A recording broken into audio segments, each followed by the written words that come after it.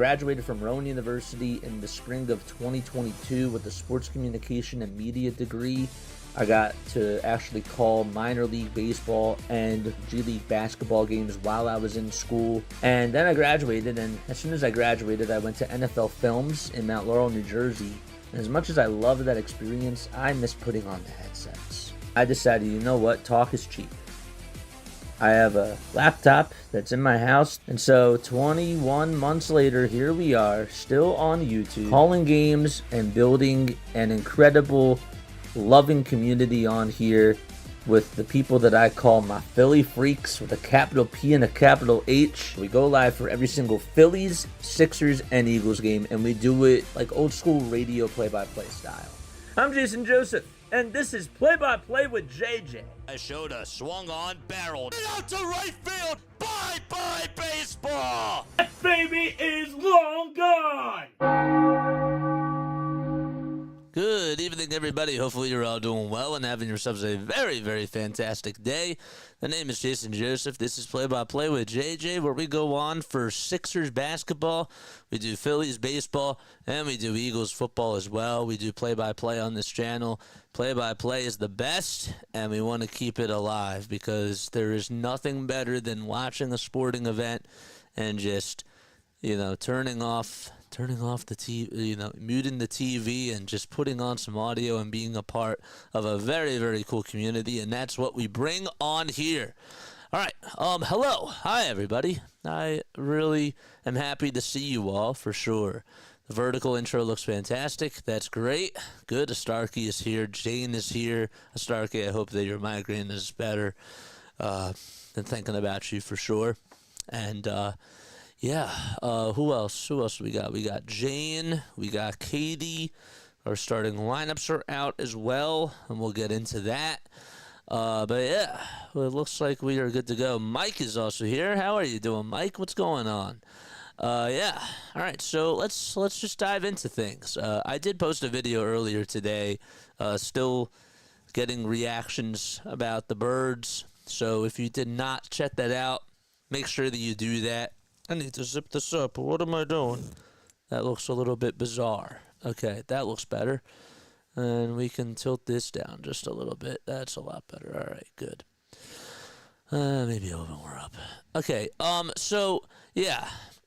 if you guys want to go check out some of my other content, we do some really, really cool things on here.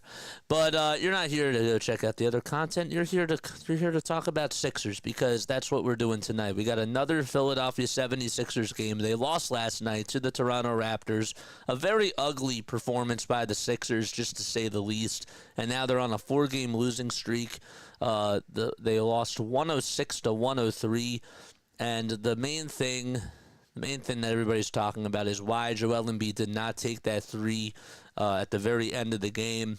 He had a terrible performance out there, and I've given my thoughts so many times at this point. Just let him get the surgery. There's no rush. There's literally no rush, and there's no reason why that he should be coming back this year. I don't even know if they're going to make it into the play-in tournament. And with the way that things have gone, I'd rather have him be healthy for next year, try to go for a run next year, and have him be at his fullest health. That's where I am. But he's not playing tonight. It is a back-to-back, and they think that he will return after the All-Star break. Tyrese Maxey is also not playing in this game tonight. Maxey is out in tonight's game. We'll get you more info on that in just a little bit. But Paul George is going to be out there tonight. And so what am I expecting from this Sixers team tonight? When Joel Embiid doesn't play, the Sixers look a lot faster out there. I hate to say it, but it is the truth. They look more quick. They look like that they're more together, cohesive, and the chemistry just clicks a lot better right now because the ball movement just looks more fluid. And with the way that things have gone, pacing in basketball really does matter. And so I expect the Philadelphia 76ers to go out there tonight with more quickness, with a little bit more of a pep in their step. And I also think that when it comes to just the youth that we have, playing the younger guys is going to help us against this Brooklyn team because they have a lot of young guys on their team too. And when you look at their roster, I mean, you look at Cam Johnson, you see Nick Claxton, you see some other guys, even though Cam Thomas has been hurt throughout pretty much the entire season. Tassan Evwamwan is 23 years old. Noah Clowney's 20 years old. They did get Bojan Bogdanovic at the deadline, and he's their oldest guy that they have, but he still is a very valuable shooter. Deron Sharp, 23. Trendon Watford, 24. They have a lot of young, tall guys that can just be very valuable when it comes to role players. And I expect the Sixers actually will keep up with the pace with them tonight, and hopefully they can do a good job of just manufacturing points and getting back out there on defense out in transition. The transition defense really sucked in last night's game. It was so bad, and it was very egregious. Just to watch this team get back on defense, you're playing 4-on-5 basketball pretty much every single time, and Toronto just has the advantage because they're hustling, because they're boxing out, and they wanted it more. I usually don't like to say stuff like that, but that was the truth. It seemed like last night when the Sixers were trying to go for rebounds, one of the there was always a Raptor that was down low in the dunker spot, and we could not get back. Whenever we were shooting our shots, we weren't going for rebounds. We were just standing, holding our pose, thinking that the shots were going to go in, and that's not how you win basketball games. Not every single one of your shots is going to go in. That's why you got to hustle. That's why you got to go for those rebounds and fight through adversity. And I didn't see a lot of that last night, and that's why they lost. And it shouldn't have even been that close. So that's where I stand in regards to last night's game. But when we look at this Brooklyn Nets team, okay, they're 19-34 on the season, right? They have had a lot of woes. They've had a lot of different types of looks in regards to their lineups. They just got rid of Ben Simmons. They finally let him go. It took them a little bit of time for them to finally do it. But over their last 6 games, they've actually won 5 out of their last 6 games. They beat the Charlotte Hornets. Claxton had 16 points in that game, was also 8 for 13 shooting wise from the field. You also had some nice contributions from guys off the bench like Deron Sharp, who had 14 and 9 and was a plus 16. Trendon Watford was a plus 26 out there and had 13 points and 2 rebounds and 4 assists in that matchup in just 20 minutes. They had a very good performance, and with the way that they've been playing lately, they just look like that they have hunger. They have poise. They also are just trying to figure out who's going to be in the NBA, who's going to get a contract, and all that type of stuff. When the Sixers were playing undermanned, we saw a lot more of that, but that's how this Brooklyn Nets team has been playing over their last 5 to 6 games. So I don't think that this is going to be an easy matchup for the Sixers tonight in game 54 of the season. But I do expect them to go out there and get a win. My final score prediction for tonight's game, I'm going to go with 112 to 101 Sixers. That's my final score prediction. I will write that down right now. I want to hear what your final score predictions are. I want you guys to tell me what you guys feel like the final score, what exactly the final score is going to be for tonight's game. I'm really stumbling on my words today. It's not good. I need to just chillax. I need to breathe and just let whatever it is come right to me. But yeah, 112 to 101 is my final score prediction for tonight's matchup. Let's go into the live stream screen and let's read what everybody else has to say. Gotta tell you about this documentary of the Eagles season up to the Super Bowl. It's like mic'd up behind the scenes, game footage from awesome angles and music to go along with it. I was crying. Yeah, I'll have to check that out later. JJ, we're world champs. Yes, we are. First game of the Four Nation tournament at 8, but I'll hang on in there with JJ. You're the best, man. I really appreciate you. Yeah, so what else do you guys have to say about this Philadelphia 76ers team? Do you hear an echo? Is there an echo? Can anyone hear an echo? Okay, no echoes on my end. Black and Cuban says Reggie Jackson needs to play over Kyle Lowry. Reggie's not on the team anymore, man. The Sixers cut Reggie Jackson on trade deadline day. So you probably didn't hear about that. But Reggie Jackson, actually, I'm sorry, he was traded and then he got cut. He was traded in the Jared Butler deal to the Washington Wizards, and then the Wizards cut him. So that's what happened with that. What's up, David? How are you, my friend? What's going on? How are you? What are your thoughts about this Sixers team? 111 to 90, 118 to 101 is my final score prediction. 111 to 97, Black and Cuban says, is his final score prediction. Okay, it's the Sixers in this. Katie's going to go with 112 to 90. And Scott goes with 118 to 101. And I said 112 to 101. That's my final score prediction. I have a lot of eyeballs tonight on Nick Nurse.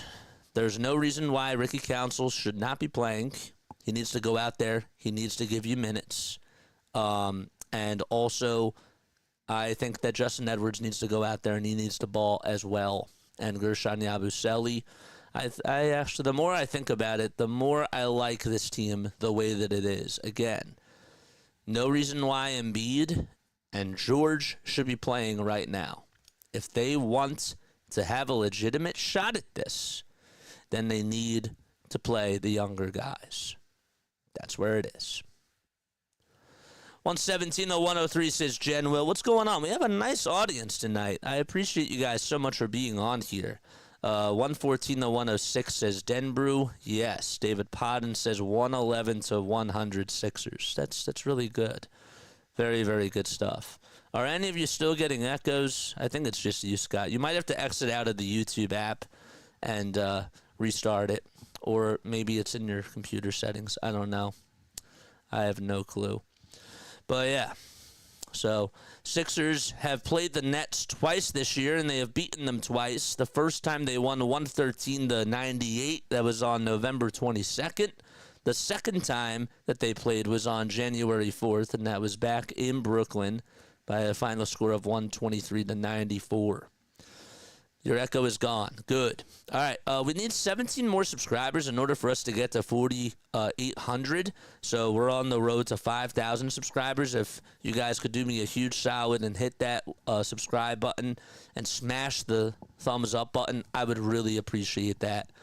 The Nets tonight, if we take a look at the ESPN Bet Sportsbook app, the Sixers are not the favorites in tonight's game. Brooklyn is. They're at a minus 125, and the Sixers are at plus 105. And the point spread is at 1.5. I think that that's a very tight game, and I don't know.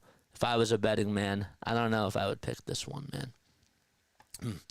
Please, Sixers, winning this game is pointless. Let's just secure our picks as CDW. 104 to 98 says Michael. What's going on, man? How are you? I'm blind, so I hope that your play-by-play will give me a good watching experience, Law. This is my first time on one of your streams. Hopefully it won't be my last. Michael, I got you, man. I do it like a radio play-by-play style, so I'm really happy that you found my channel because I love doing radio play-by-play, and I make sure that I try to be as descriptive as possible. Obviously, I'm not going to be able to get in every single thing, but I hope that we can do a good job at explaining everything. Again, I go live for not just the Sixers, but I also do the Phillies, and I do the Eagles as well. Whenever I do radio play-by-play, the way that I always look at it is if somebody is blind, right?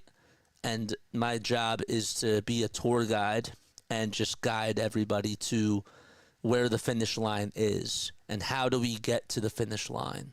That's my mindset whenever I do play-by-play every single day. And I don't take that for granted. Sometimes I have to remember, too, as to, like, who's tuning in. So sometimes I sort of forget about that. But for the most part, I think I stay pretty true to that. So there's not really a lot of people who do traditional play-by-play on here. It's really hard, and so I'm really hoping that with everything that we talk about tonight, it'll be very descriptive where you can see the court and where you can see the players and that type of stuff, and that you can just put it in your head. So, all right, so let's get into the starting lineups for tonight's 76ers game. Let's go. Okay, so let us talk about the starting lineups for tonight's Sixers game. So for the Brooklyn Nets, they have D'Angelo Russell. They got Keon Johnson at the 2. Russell's at the 1. Zaire Williams is over at the 3. Then you got Cam Johnson playing the power forward position, and Nick Claxton is the center for tonight's game. So again, it's Russell, it's Johnson, Williams, Johnson again. So Keon Johnson at the 2, Cam Johnson at the 4, and then Nick Claxton at the 5. And then for the Sixers, from 1 through 5, they got Jared Butler, Quentin Grimes, Kelly Oubre Jr., Paul George, and Gershon Yabusele. And that is their starting lineup. So just to recap one more time, for the Nets, it's Russell, Keon Johnson, Williams, Cam Johnson, and Nick Claxton. And for the Sixers, they got Jared Butler, Quentin Grimes, Kelly Oubre Jr., Paul George, and Gershon Yabusele. And that is the lineup for tonight's Sixers-Nets game. All right, so let's also talk about the referees for tonight's game. I will get that up right now. NBA, oh wait, where is it? Referees. Nope, it's not here. NBA refs for tonight. There we go, referee assignments. So for tonight's game, we got Brian Forte as the crew chief, and then you got Eric Dalen as the referee, and then Suyash Mehta is the umpire for tonight's game, who's in his 5th season. He's from Baltimore, Maryland, and ended up going to the University of Maryland as well. Okay, so no McCain, no Lowry, no Maxey, and no Embiid in tonight's matchup for the Philadelphia 76ers. Heck yeah, my guy. I got money on the 76ers first half and a pick, so let's go get a W, and let's go Eagles. I'm a Bills fan, but I live in Buffalo, so I was definitely rooting for Philly. That's awesome. That's awesome. Do I like Cam Johnson? Yeah, I think he's a really good player. I remember watching him on the Phoenix Suns. Yeah, for sure. He's very, very good. All right, so the Sixers playing at the Barclays Center in Brooklyn tonight. They're in their white and blue uniforms. They got the white stars going down each side of the jersey with the blue outsides. You also have Phila in text on the chest, painted in blue and outlined in red. And then right below that are the jersey numbers, which are also outlined in red but painted in blue in regards to their text. The Nets are in their black, white, and gray uniforms. They have a very interesting sequence on their jersey. It's like half white on the top half, and then on the bottom half, it's just a little bit of some gray, and on the shoulder parts of the jersey, it's black. They have the white letters and the numbers on both the front and the back, too. Sixers have had 33 different starting lineups this year, which is the most in the NBA. Golden State is right behind them with 32. Then you got Utah behind them with 30. So Yabusele and it'll be Claxton going up against each other over at the logo for a jump ball. And the ball gets tipped and it goes into the hands of the Nets as they go from right to left. So D'Angelo Russell is over at the top of the key. He'll cross on over 2 times, takes it down over towards the baseline, puts up a left-handed floater, and connects. And Brooklyn able to strike first. Again, the Sixers are going from left to right, and the Nets are going from right to left. We're at the Barclays Center, already 2-0 Brooklyn. What's up, Bonj? Here's Yabusele, who tries to back down his defender, was looking to try to post him up, hands it out over to Butler. One more to Oubre for a far corner 3. It bounces 3 times, can't get it though, and the rebound finally goes to Cam Johnson. It was almost stripped away by the Sixers, but Johnson does get control of the basketball. 2-0 Brooklyn as they play hot potato. And Russell's at the top of the perimeter, wants to try to hand it off over to Keon Johnson. And then as Keon Johnson tried to pass it to D'Angelo Russell, he lost it, and it was last touched by the Sixers. Okay, already 2-0. Cam Johnson on the drive over towards the basket. In the lane, can't get it. Offensive rebound by Claxton, and he puts it back up and in. Nick Claxton wearing the mask, protecting his face, and it's sort of like the mask that Joel Embiid wore. So it's 4-0 Brooklyn already. All right, let's update this, and that is good to go. Sixers want to try to get a bucket here. Here's a jump shot by Jared Butler. They can't get it, and Cam Johnson corrals the miss. 4-0 Brooklyn, and just under 2 minutes into this first quarter so far. Cam Johnson will drive it into the lane, and he gets a layup as Jared Butler was guarding him, but that's a huge mismatch, and already 6-0 Brooklyn. Kelly Oubre slashing towards the rim and throws it down with 2 hands. And the Sixers finally get on the board as Oubre with a dunk from the near corner all the way over towards the baseline. Claxton wants to try to drive it inside, rejected by Paul George. Here comes Oubre out in transition. He goes up with a shot, and Zaire Williams fouls him over on the left side of the baseline.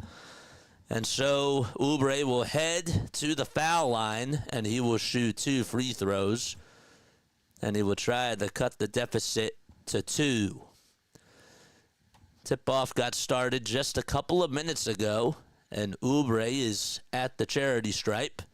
Give him just 2 points already. He scored on a dunk his last time that he was able to put it out on offense. Here's the first foul shot. It's up and in.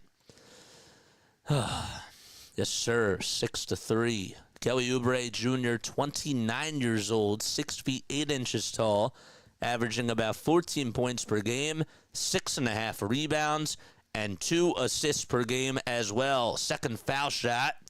It's up and in. Excellent. Sixers trail by 2 points, and Jared Butler wants to guard D'Angelo Russell, who has the rock right now. Russell will get it back. Claxton over at the nail. Wants to try to hand it off over to Russell, and he does. Russell's still on the perimeter. 5 seconds left on the shot clock. Now he's at the elbow, or the foul line extended. Finds Cam Johnson for a 3, and Johnson's three-pointer is way too strong, but they're going to call a backcourt, a 24-second violation because his shot was airballed, and it didn't even hit the rim. All right, so the Sixers will get the ball back. There's Jordi Fernandez, who's in his first season with Brooklyn as a head coach. George for a three-pointer, can't get it. Yabusele gets the offensive rebound, and he dumps it back off over to Jared Butler. And good ball movement again by the Sixers. Grimes gets it over at the nail, puts up a foul line jumper, can't get it, and it's rebounded by Johnson, almost stripped by Jared Butler, but retained possession again by Cam Johnson. 6-4 Brooklyn, 8:48 to go in the first quarter. A catch-and-shoot 3 is off the mark by the Nets, and Yabusele comes away with his first rebound of the ball game. Here's Grimes on the drive towards the basket, and he throws it down with one hand. Punch, counter punch, and the Sixers tie the game 6-6. All right, so Grimes is out there for the Sixers, just scored a dunk. Russell again gets a little bit of some daylight as he lays it up and in over on the right side of the baseline. The finger roll finish, and the Nets leapfrog the Sixers. George wants to drive it inside, kick out to Butler, one more to Grimes, another 3, big! From the near corner, Quentin Grimes going off like a microwave scorer. And already 5 straight points by Quentin Grimes and a timeout called by Fernandez. 9-8 Sixers as they've played 4 minutes so far in this game. And with 8:03 to go, the first timeout is called by Brooklyn. Okay, nice start so far. So far, so good for Quentin Grimes. Sixers were a little bit slow out of the gates. But then it was Oubre who responded with a dunk, and then he was aggressive on the next possession and ended up getting 2 free throws to fall. Right before that, though, you had a nice block. It was a chase down block by Paul George off of Nick Claxton. So Sixers doing what they have to do so far. Oubre with 4 points, Grimes with 5, and Claxton and Russell each have 4 for Brooklyn. Yes, sir. There's Quentin Grimes. Don't forget to like. Don't forget to subscribe to the channel as well. And turn on those notification bell icons. And that way you'll know when we go live. Okay. There we go. So what, where is our poll question? Where's our poll question? Didn't I ask a poll question in here? I thought I did. I could have sworn I asked a poll question. We got 80 views so far. Nets are 19-34. They have an 8-17 record at home. And the Sixers are 20-33. And they have 10 wins on the road, 16 losses.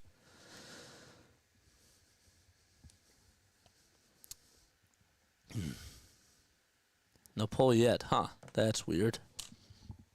That's really odd. I thought I asked a poll question. I guess not. How many points will the Sixers put up tonight? So we got 90 or less. Oh, you picked up Grimes? Dude, that's so sick. That's awesome. That's really cool. 101 to 110 or 111 or more. Yeah, he's a good player, man. He was a very good trade. I liked it when the Sixers traded for him. I thought that was a good piece that they got. I just can't understand why they gave up some other draft assets, but I like the player. He's a baller. He's a hooper. And he can take it right over to the cup whenever you need him to. And he's also athletic. He's sort of like a DeAnthony Melton, if you remember him. DeAnthony Melton actually now playing for the Brooklyn Nets, but he's injured and out. So we have an inbound as the Brooklyn Nets and the Sixers are back in action. The Nets have the ball, a 9-2 run by Philadelphia over the last 2 minutes and 15 seconds. Zaire Williams, Cam Johnson, Nick Claxton, D'Angelo Russell, and Keon Johnson out there for the Nets. 5 seconds left on the shot clock. Russell has it over at the logo. He's being guarded by Paul George, and he throws it away. It's thrown into the hands of Paul George. George finds Grimes, who runs downhill with a head of steam and throws it down again. 7-0 run just by Quentin Grimes himself. There's a shot that goes up by the Nets. They can't get it. Offensive rebound, though, and they want to reset it out over towards the top of the key. That was Cam Johnson who missed the 2-point shot, and Claxton got the offensive board. Russell for 3. Got it. Count it, man. D'Angelo Russell steps back and hits a 3 from the far wing. Sixers go from left to right in their white and blue uniforms. Butler looking for a screen, dribbles towards his left, kicks it out to Yabusele for a catch-and-shoot 3, and it goes down the drain. Gershon Yabusele able to answer the bell for the Sixers, and finally somebody else rather than Quentin Grimes gets in scoring figures for the Philadelphia 76ers. Russell at the foul line extended, goes up with a floater, and he teardrops it and puts it in. Just right down the bucket. There was a rainbow arcing floater with that right hand. Sixers do lead it by 1, and Butler will take the rock himself. He crosses over. He steps back. A near wing 3 by Jared Butler. He's human. Yabusele tried to get the rebound, and they're going to claim that as he tried to go up with it over Cam Johnson, that Johnson did touch it last. But they're going to call a timeout, the Brooklyn Nets, with 6:20 to go. And I think that they will actually say that the Sixers got the offensive rebound, so it was Johnson who did touch it last, and the Nets may take a look at this. Okay. Don't forget to like. Don't forget to subscribe. Let's go. I started watching Grimes in my... you started Grimes. Yeah, I saw Quentin Grimes when he was in the G League. a little bit ago. JJ, no poll on the vertical. I didn't want to do it for the vertical. I just wanted to do it on the horizontal. How many points will the Sixers put up tonight? 91 to 100 is what 50% of you say right now.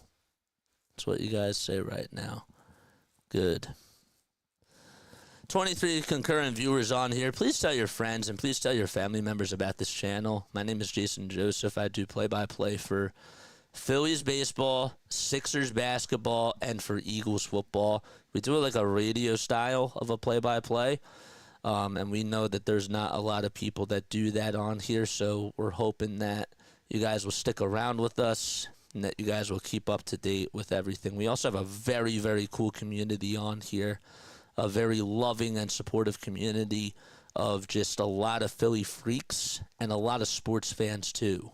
I want to try to continue to grow this brand and not only appeal to the Philly freaks, which I love my Philly freaks, but I also want to try to get other people who just love sports, period, involved too, and just give them an extra way of tuning in. So I went to just a little bit about me, and then I'll get back to the program. I went to school at Rowan University. I graduated in the spring of 2022, and I also got to intern at NFL Films. And I was really fortunate. I got to call Blue Coats games. They're the G League team of the Philadelphia 76ers while I was in school. And I also got to call minor league baseball for the Wilmington Blue Rocks. And I did some other things for them too. I did audio. I really tried to help out in a lot of different ways. But I love play-by-play. I love being on the mic. It's my favorite thing in the entire world. But yes, so that's a little bit about me. You're more than welcome to share some stuff about you guys, though, too. I love getting to know you guys, and I want to continue to grow this family on here. Kamel, what's going on, man? Random question, but JJ, are you ready to get hurt by the Phillies again? Kamel says, I am. Yeah, I'll put it to you this way. I'm not doing any spring training games.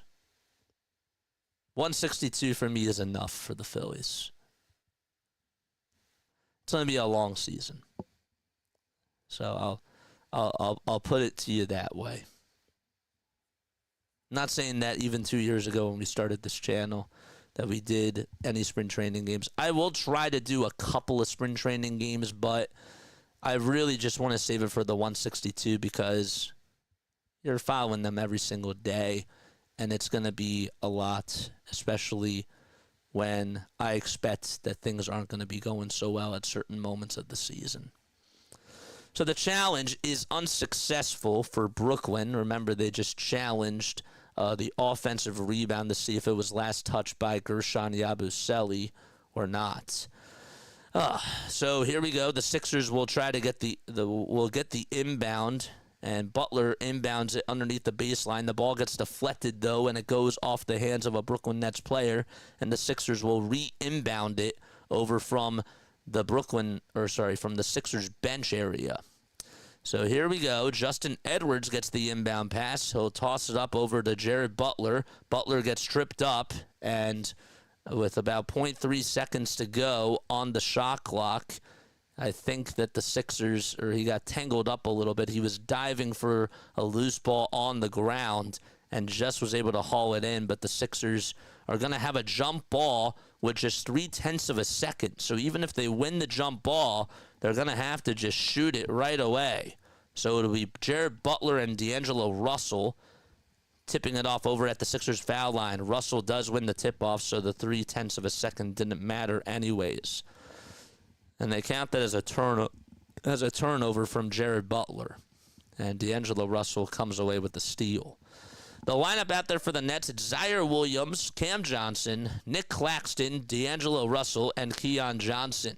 Johnson down low on the block, gives it back, and there's a wide open three by D'Angelo Russell, and he cashes it in from the far corner. So Russell in this game, 12 points. He has scored 12 of the 16 points by Brooklyn. George with a step-back three, way too strong, and D'Angelo Russell there to catch the rebound. He wants to put up another three-pointer. He's human and can't get it. Quentin Grimes on the follow-through as he gets the rebound. Grimes down low, goes up with a shot. He's fouled. He won't get the bucket, but he will head over to the line to shoot 2 free throws. So the Sixers have to try to find a way to stop D'Angelo Russell, who already has 12 points. He's 2 for 3 from beyond the arc and 5 for 6 from the field, already averaging 13 points per game, and he's just 1 point below his average for the season. First foul shot by Quentin Grimes. He puts it up, and he does put it in. Jeff Doughton Jr. will check on in for Jared Butler, and the Nets will also make 2 moves. Jalen Wilson and Trendon Watford will come in for Keon Johnson and Zaire Williams. Grimes with 9 points. He's averaging 10 points per game, close to really 10.5. And the second foul shot, he knocks it down.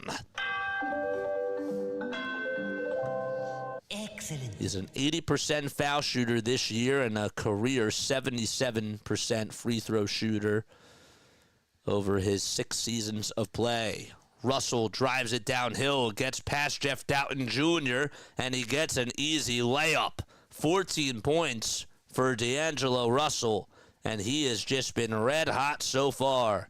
Doughton Jr. with a dump-off pass to Justin Edwards on the far wing, and he'll skip pass it over to Doughton Jr. Andre Drummond, the former Net, checks in for the Sixers.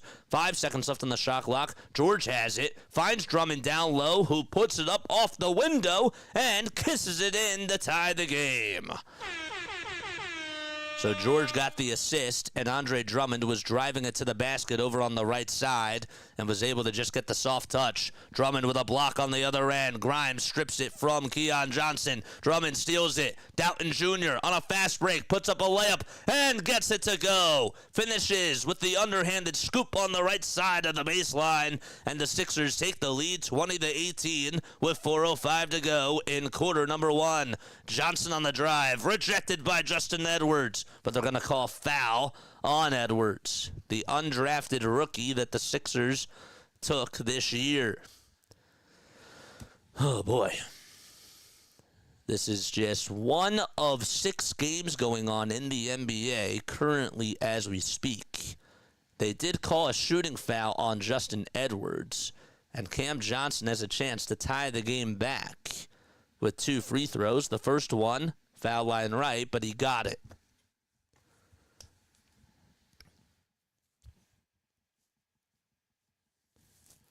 Tassan Ebwamwan is going to come on in for Nick Claxton.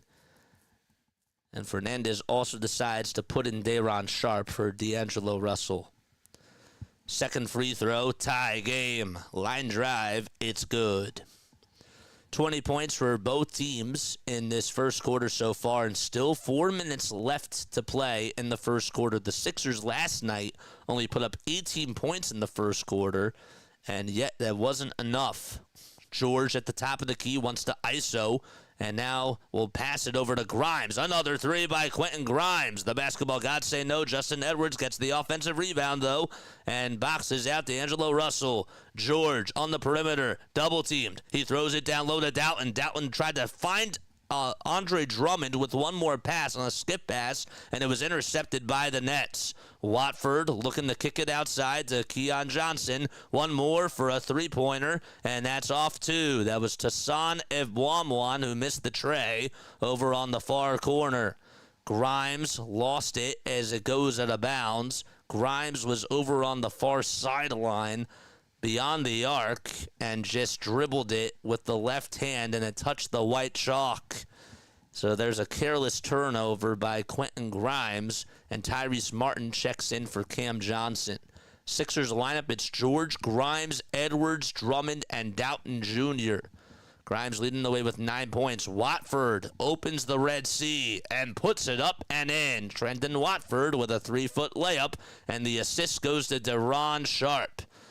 George over at the top of the key, dribbles from left to right, finds Andre Drummond, who spins. He's in between the baselines, and he tries to go up with a layup. Can't get it. It was contested, and 3 Nets were there over in the dunker spot. One of them got the rebound, and that was Tyrese Martin. Martin will try to go coast to coast. He puts it up and in, but they won't count the bucket. They call a foul on the floor for Andre Drummond himself. That's just the first foul by Andre Drummond. 2 points for him and 1 assist. Guy who played for the Brooklyn Nets, we talked about it just a little bit ago, was with the Nets after he was traded alongside Seth Curry and Ben Simmons during the 2021-22 season. And then he left Brooklyn and he went to Chicago and played with the Bulls for 2 seasons, and now he's back with the 76ers. The Nets will inbound it. The Sixers did have a foul to give. Only 2 fouls for each team so far in this quarter. A wide open 3 is good by Brooklyn, and that makes it 25-20. It was swished from the near wing by Trenton Watford. He was wide open and just knocked it down with ease. 5-point lead for the Nets. Oubre on the near wing, on the perimeter. Now wants to cross over 2 times. Takes it with the left hand. Tries to go down low. Puts up the shot. Can't get it. Yabusele tries to save it, and he gets the rebound, but it's stolen back by Watford. Watford goes up with a shot. It's rejected by Justin Edwards. And Edwards has the ball as the Sixers get past half court. Again, they're going from left to right. Edwards steps back, fires the trigger. Bullseye! 3-point shot by Justin Edwards as he swishes it from another area code from 27 feet. 95 seconds to go in the first quarter. And here's another 3-pointer by Brooklyn and Jalen Wilson. His tray is off the mark. Sixers rebound. Oubre dumps it off to Drummond. And a little pass over to Jeff Doughton Jr., who goes down the lane. Tries to hit the layup. Can't get it. And Andre Drummond volleyballs it 2 times outside to Oubre to reset it. Sixers can tie it with a 2. Oubre down the lane. Goes up with a little floater. He's fouled. And he'll head to the foul line and shoot 2 free throws to try to retie the game. We've had a lot of moments in this first quarter where the game has been tied. I want to go back to that Justin Edwards 3 that he was able to hit. First and foremost, he blocked Trenton Watford as he got back on defense, and then out in transition, got to his spot on the near wing over on the right side, and just was able to step back and hit a 3 in his defender's face. First foul shot by Oubre. He'll swish it, and Andre Drummond will sub on out. They did call the shooting foul on Deron Sharp. That's just his first personal foul today. Oubre with 5 points. He's been perfect from the line. He's made all 3 free throws. The next foul shot, tie game. Excellent. 25-25. Sixers try to get a steal as the ball goes over towards half court and Oubre fouls. It looked like it was Wilson. Wilson tried to get it past half court, and Oubre was just getting his hand into the cookie jar, and he made a little bit of contact with his belly. And so they're just going to call a personal foul on Kelly Oubre Jr. to reach and foul. 1 minute to go in the first quarter. Watford floater. No. Actually, it was an alley-oop pass that was supposed to go over to Ebwanwan, and he got it. 27-25. I spoke a little bit too soon. Brooklyn back out in front. Sixers looking to try to get the lead back in this game. Doughton Jr. turns around. He's over at the top of the key. He's blitzed. He bounces it over to Yabusele. Gets his defenders to fake out on him. Council back to Yabu, who's over at the foul line. He gives it back to Council. Wide open for 3. Could not get it. Rebound. That's intercepted by Justin Edwards. Well, it was Williams who had the rebound, and he threw it away. Edwards was there. He finds Oubre slashing to the rim and puts it back up and in. Tie game. 24 seconds to go. 5 seconds differentiated in the shot clock from the game clock. block. Watford again over at the top of the key, being heavily guarded by Kelly Oubre Jr. Oubre tried to reach on in. Watford wants to get going. He's at the foul line. He goes up with a floater and connects. 9.9 seconds to go, and the shot clock is now unplugged. Brooklyn gets the lead back. A lot of lead changes in this game so far in just the first quarter alone. 29-27. Yabusele will inbound it over to Doughton Jr. 8 seconds to go. He's not even past the foul line yet. Now he gets past half court. 4 seconds to go. Yabusele with a screen. Doughton dribbles over towards the right side. Three-point shot is up, and in and out it goes, and that's going to wrap up the first quarter. Sixers lose the first quarter by a score of 29-27, and we go into quarter number 2. The first quarter was a very good shooting clinic for the Brooklyn Nets so far, and the Sixers look to try to respond in the second quarter when they return to action. Okay. I was looking for something else to say, but the points weren't up there. So D'Angelo Russell has led the way with 14 points, and he's 6 for 7 shooting-wise from the field in this game. In just 8 minutes, man. But Quentin Grimes with 9 points. He had 7 straight points for the Sixers, which was kind of nice to see. And they will be back in just a little bit.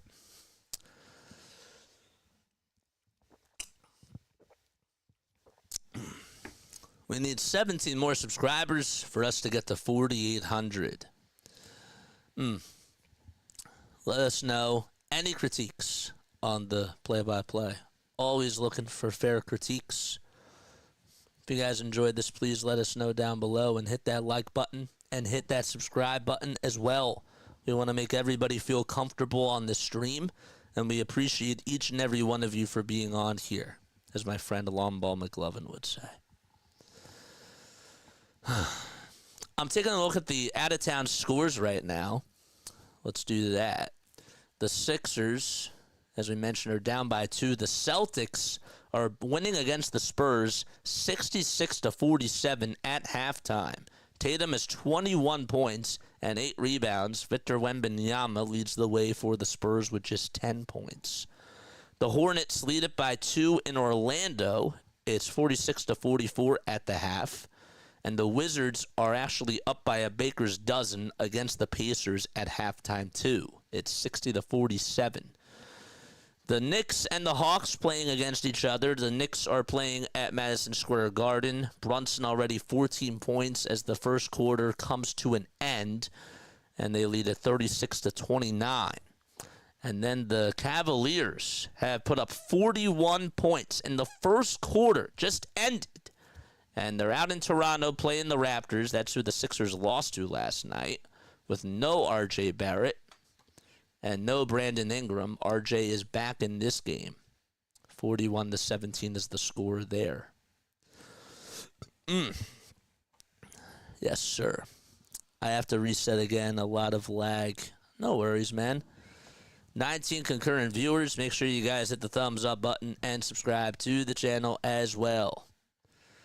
29-27, Sixers down by 2. And the Sixers will get the inbound as they lost the tip-off. So out there is Jared Butler as the Sixers go from left to right. He'll dump it off to Yabusele, who's in between the circles. Grimes on a drive to the basket, and he's fouled. So it was Yabusele who was over at the foul line extended. He tried to do a skip pass over to Quentin Grimes. It was on the far corner and wanted to drive it in towards the baseline. Nobody was covering him. And then it was Watford, I think, who fouled Quentin Grimes right at the rim. It was. First foul shot by Grimes. He can't get it as it hits the back iron.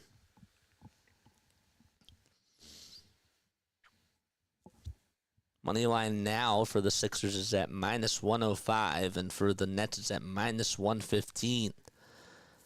First free throw, no good. Second foul shot, he got it to go. Excellent. 1-point deficit for the Sixers. Lineup out there for the Nets: Williams, Watford, Baumholtz, Sharp, and Martin. Here we go. Here's a shot, a little turnaround shot that goes up and goes in and out. And the rebound goes to Deron Sharp. He's in the dunker spot. Nobody covers him, and he throws it down with two hands. 3-point lead for the Nets. Grimes over on the outside. Dumps it off to Yabusele. A kick out to Oubre at the top of the key. He's being heavily blitzed, and we have a whistle called against Brooklyn. It was a 3-second violation called on Trendon Watford. So that is equivalent, of course, to a technical foul. And the Sixers will send Jared Butler to the line to make the technical free throw. He puts it up and cashes it in. Excellent. And the Sixers will, of course, get the basketball back. Got to see Deron Sharp when he was in the G League for the Long Island Nets. That was when they had Kevin Durant, Kyrie Irving, and James Harden. It was that same year, so I got to see him and Cam Thomas. And now, of course, they're at the big league level. It's pretty cool. Butler gets the inbound pass, wants to try to go up with a shot, got it actually deflected off of the center, Deron Sharp. He lost his dribble, got it back, turned around, tried to hit a two, and Sharp comes up with his miss. Watford zigzagging towards the lane, count the bucket, and a foul as Butler made some contact with Zaire Williams, and the and-one opportunity coming up in just a few moments. How about that outlet pass from D'Angelo Russell out in transition, right over to Zaire Williams, who was just leaning one way and then leaned the other way as he was going down the lane and got right past Butler, and all Butler could do was foul him. Williams for the end one. He knocks it down as it hits the front of the rim and dances on in. Got the little friendly trickle and a 5-point lead for Brooklyn. We've played just about close to a minute and a half in this second quarter, and another foul is called right at half court. Where are you guys tuning in from? Let us know down below. How did you get into basketball? I want to hear your stories. Yabusele will get the inbound pass from the Sixers. It was from Jared Butler. Oubre over to Yabusele, who wants to back down his defender and try to post him up here. Who wins this battle? Yabusele with a runner. No. He tried to turn over towards his left, and then he couldn't get there, and then he tried to turn over towards his right, and as he shot it, he airballed it. Russell for three, blocked by Grimes, but the rebound belongs to the Nets, and Deron Sharp got it in the dunker spot, and he laid it up and laid it in. So 6 offensive boards for the Nets. That's been the Achilles heel for the Sixers. Grimes loses the ball again. Lost it on his own foot. Russell comes away with the steal, and he'll get it back over on the far wing. And the Nets, as they go from right to left in their black and white jerseys, they have a little bit of gray, too, on the top and on the bottom. Here's Russell, who will hand it off over to Watford, who tries to put up a two, can't get it. Scrappy basketball, and who's going to come up with it? Finally, the Sixers do. Butler, out in transition, puts up a layup, and scoops and scores on the right side of the baseline. The finger roll finish by Jared Butler, and it's back to a 5-point deficit in Brooklyn. Watford with a dump off pass to D'Angelo Russell, who's at the top of the key, now goes over towards the far elbow, goes up with a shot. He's fouled by Gershon Yabusele in the act of shooting. He did not make the two, and therefore 2 free throws are going to be rewarded to him. Want to go back to Butler's little layup. Again, just got Trenton, or who's that, Trayvon Martin? That's, Tyrese Martin over on skates when it came to playing defense. Yabusele is going to come on out. That was just his first personal foul. 3 points for him today. And Paul George will check back in for Ricky Council IV, and Andre Drummond will come on and replace Gershon Yabusele. First foul shot, got it. Claxton will also replace Deron Sharp. Nick Claxton's been a very good rebounder. Already 4 points and 4 rebounds in this game alone for the 25-year-old Georgia Bulldog. The second foul shot by Russell, can't get it. So he goes 1 for 2, that trip at the line. Sixers down by 6 points. Butler in between the circles, throws it over to Oubre as he bowled it right over to him, and Oubre throws it down with 2 hands. Butler literally bolted over to him because nobody was guarding him, and he had like nobody was guarding Oubre, and he had like 3 defenders on him, and, well, he was able to get it to go. Russell with a pass to Watford for 3. Off the mark, another offensive rebound by the Nets, and Russell will reset it. He tries to go down over towards the baseline. Williams with a tray on the near corner. Count it. 40 points for the Nets and just 33 for the 76ers. Zaire Williams with his second three-pointer today. Butler goes inside, and a foul is called on the Nets. So Zaire Williams able to cash in a near-corner 3, and it's just because the Sixers are giving up so many offensive rebounds in this game in particular. They just continue to struggle with that. Already 8 offensive boards for the Nets. They're out-rebounding the Sixers 16-11. First free throw is good by Jared Butler. The shooting foul was called on Tyrese Martin, and that was just his first personal foul. Second free throw, Butler puts it in and out, and Drummond tried to tip it back up and in, couldn't get it. He wanted a foul call. It could have been a loose ball foul. And we have another whistle called. The refs want to try to get in there as much as possible. So Drummond tried to rebound it and tried to tip it up and in. The Nets were able to get the rebound. And then it was D'Angelo Russell who got the outlet pass. And Drummond, I think, pushed Claxton just ever so slightly. Both teams with 3 fouls in this second quarter, and we're not even 4 minutes into action in this quarter alone. Russell gets a screen set by Claxton, but decides to throw it up over to a 3-point shooter by Keon Johnson. Could not get it, and the Sixers come away with the rebound. Oubre with the pass down low over to Drummond. Drummond tries to save it from going out of bounds. He does. He kicks it out over to Jared Butler. Handoff over to Grimes for a far corner 3. Can't get it.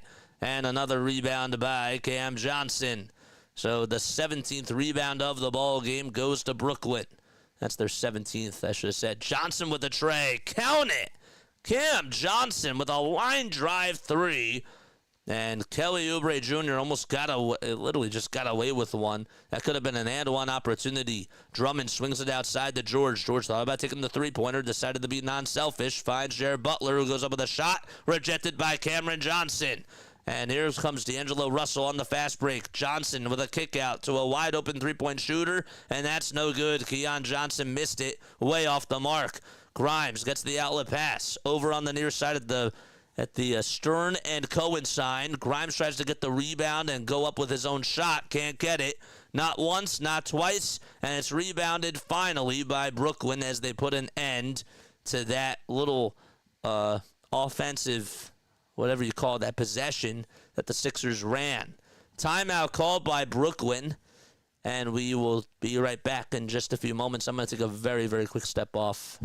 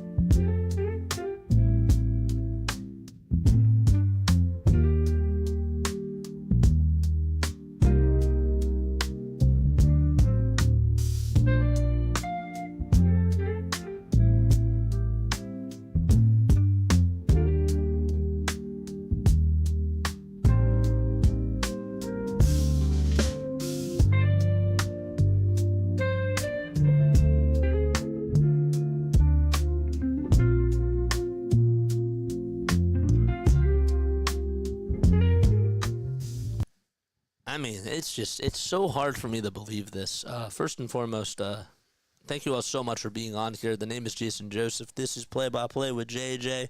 Sorry, I just took off the hat. Probably should put it back on. But we go live for Sixers basketball, Phillies baseball, and for Eagles football. Paul George in this game without Tyrese Maxey and without Joel Embiid has only put up 2 field goal attempts, and they were both threes. And we still have 7 minutes to go in the second quarter. He's played in 11 minutes tonight and just has 2 field goal attempts. You would think that just because Maxey and Embiid aren't out there, I mean, you know, that's the guy that has to step up, right? He has to take more shot attempts. If he's not making the shots, that's one thing, but for him to only have 2 field goal attempts, come on.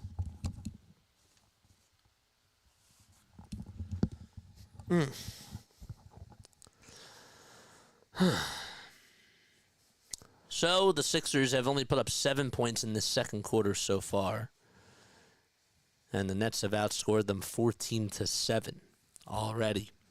34 points for the Sixers and 43 for the Nets.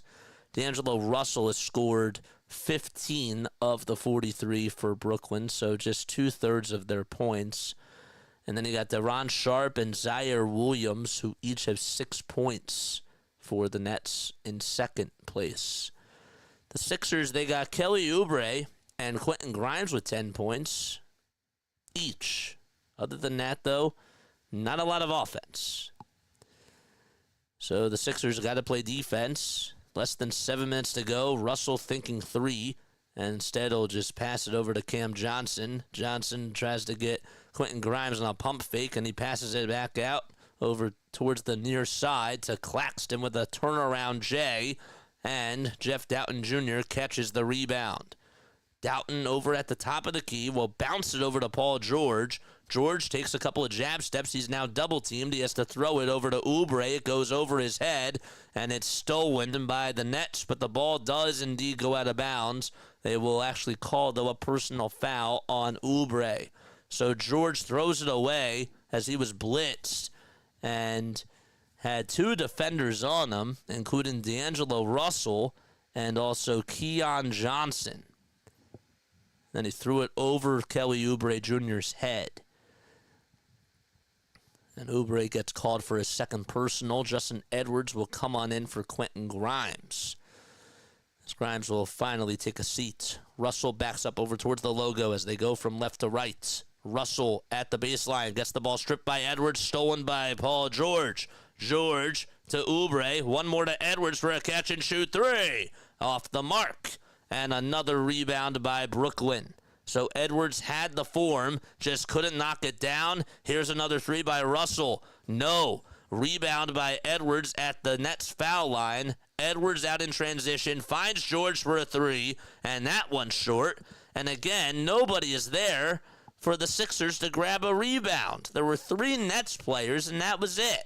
They got to get in the box, down low. Drummond stops an alley-oop pass from coming, but there's a personal foul called on Paul George with 5 minutes and 40 seconds to go in the second quarter. If you guys enjoyed my content, make sure you like and subscribe and turn on those notification bell icons as well. There's Tyrese Maxey over on the sidelines talking with Kyle Lowry. And Maxey and Lowry are both not available for tonight's game. The foul shot coming up is good for Trendon Watford. Paul George for the Sixers has missed 19 games. Tyrese Maxey has missed 8. Embiid has missed 37. And they're 7-6 when the big 3 has played together. That's just 13 games. Free throw number 2 is good. And Jalen Wilson and Trendon Watford are going to sub in for Russell and Williams. 11-point lead for the Brooklyn Nets. Sure, you guys let us know where you're tuning in from. Andre Drummond gets it down low as he tries to go up with a little layup, and he got it over Nick Claxton. Claxton could not stop him. Andre Drummond was a ball handler, and he just took it right over to the layup line and was able to make it with ease. 45-36. Johnson with a floater. Puts it up. Can't get it. Andre Drummond crashing the glass. Outlet pass to Doughton Jr. Sixers lineup, it's George, Oubre, Edwards, Drummond, and Doughton. Drummond playing hot potato, finds Justin Edwards. Edwards with a slam as he heads down low and goes into flight mode and gets the Sixers bench active and chirping. Look out below for Justin Edwards. He can fly. 4.5 minutes to go in quarter number 2. Watford zigzagging into the lane, kicks it out, and finds Johnson on the perimeter, and a foul, not in the act of shooting, called on Justin Edwards. Okay. Make sure you guys hit the thumbs up button, subscribe to the channel. How about Justin Edwards just going up in the air and just throwing it down like he's Michael Jordan? That's how high he got up there.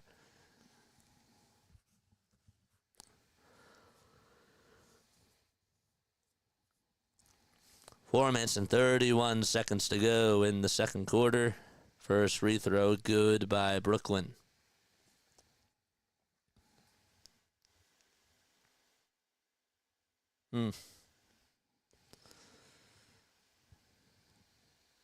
Cam Johnson at the line for one more. And here comes the second foul shot, and it's no good. Sixers do get a rebound. It's Andre Drummond on the glass. 6 rebounds for Drummond. It's a lot for him this season. 4 points and 1 assist as well. Edwards is blitzed at the top of the key, dribbles with the left hand, takes it over towards the left elbow, puts up a 2, and he gets the friendly roll. It hit the back iron, then went over towards the left side of the rim and just hauled in at the very last second. 46-40. Sixers got to play defense as Claxton will dump it off, and he finds Keon Johnson, who goes down the lane with ease as he parts the Red Sea, and he throws down the left-handed sledgehammer. George swings at the Drummond, a catch-and-shoot 3 by Andre Drummond, and it's short. It was a pretty good form, too, by Drummond, but a rebound by Cameron Johnson. 48-40. George trying to play defense on Cam Johnson. Johnson trying to have his way, and he does. Johnson kissed it right off the window. He had an awkward angle on the baseline and still makes it a 10-point lead for Brooklyn. They've scored 4 straight points, and we have a timeout called by Nurse with 3:13 remaining in quarter number 2. Andre Drummond trying to go up with a 3. That's crazy. That is wild.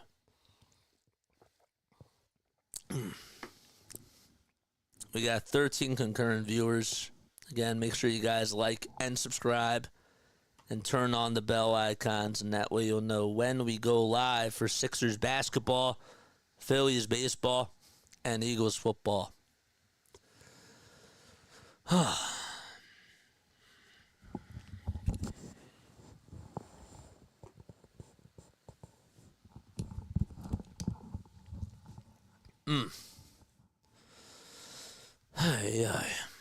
Bucks have a 25-17 lead out in Minnesota.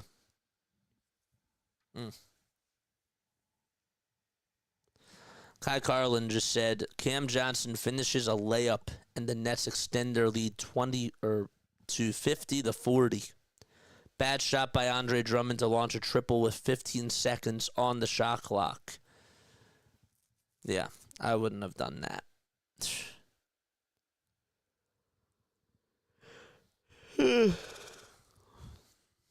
Before that Johnson layup.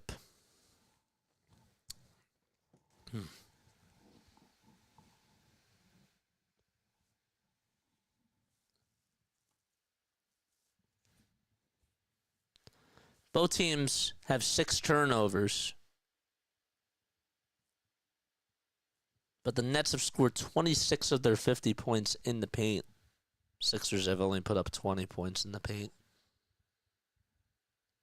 Really, 20 is a lot, but They're 3 for 15 from 3. And the Nets are 5 for 14. Again, what are we seeing tonight? A lot of dump-off passes, not a lot of creativity on offense, and we're not going for rebounds. So, looks like both the Sixers and the Raptors got tired last night, says Jen Will. The Sixers, are they tired? Maybe. Not an excuse. That was the first timeout that Nick Nurse did use, by the way. Just want to make sure that I put that up there. And again, if you guys do enjoy this, please make sure that you spread the word and hit the like button and subscribe to the channel as well. The only thing I like tonight is Quentin Grimes and Justin Edwards are playing really hard. George swings it down low to Adembona, and he throws it over to Grimes. Grimes somehow gets it over to Oubre, and he puts up a 2, and he can't get it. That was Jared Butler, who got it over on the far corner, tried to bounce it, and it went into Cam Johnson's hands. He was right there, and then it just went off of his hands into the hands of Oubre. And then Johnson got the board. There is a foul called over on the other side by the Sixers. And it looks like the Nets are in the bonus. Nothing seems to be going right for the Philadelphia 76ers. And you wonder when they're going to snap out of it. First free throw, too strong by Nick Claxton. We mentioned before that they lost to the Raptors, they lost to the Bucks, the Pistons, and the Heat. Only won 1 out of their last 7 games. Second free throw, up and in to make it 51-40. Sixers haven't scored a bucket in a while. Butler down low to Oubre, and he puts an end to the madness as Oubre punches it down the drain. All right, 9-point lead for Brooklyn with 2:20 to go in the second quarter. Johnson wide open on the three-point line, but decides to take it over towards the elbow, dumps it back off over to Watford, and the layup is too easy. He had a lot of breathing room, and Adembona was trailing right behind him. Sixers just jogging down the court. There were 4 guys that are there just jogging, and Edwards was the first one back on offense. Butler will try to put it up and in, but there is a foul called in the act of shooting on Cam Johnson. And Oubre did a nice job just getting it in the dunker spot. And it was a good feed by Jared Butler. That's his 4th assist today. 4 points for him. And Butler at the charity stripe. First free throw. Swishes. 6 feet 3 inches tall. He'll be 25 in August. Weighs 193 pounds. Was the 40th pick by the New Orleans Pelicans back in the 2021 NBA draft. Quentin Grimes will step on in for Kelly Oubre Jr. in the second free throw by Butler. He got it to go. Excellent. 9-point game. Cam Johnson for a wide open 3. No. Quentin Grimes rebound. Outlet pass to Justin Edwards. Edwards, what's he going to do? He throws it over to Grimes, or to George, that is. George to Grimes. Back to Edwards for 3. And Justin Edwards can't get it over on the far corner. It was a good try. Watford with the rebound. Claxton tries to drive it inside. It's stolen by Adembona. Butler will try to take it himself. Nice pass to Justin Edwards, who was right by him, and Edwards lays it up and in. How about that pass by Jared Butler? He had Justin Edwards on his left side and didn't even have to look. Some snake eyes action. Watford outside to Cam Johnson on the perimeter. And he gives it back over to Wilson. And Wilson tried to find Cam Johnson cutting over towards the lane. And he lost the ball. And it goes out of bounds. Sixers, again, will get the ball back. Perfect timing again on that pass from Jared Butler to Justin Edwards.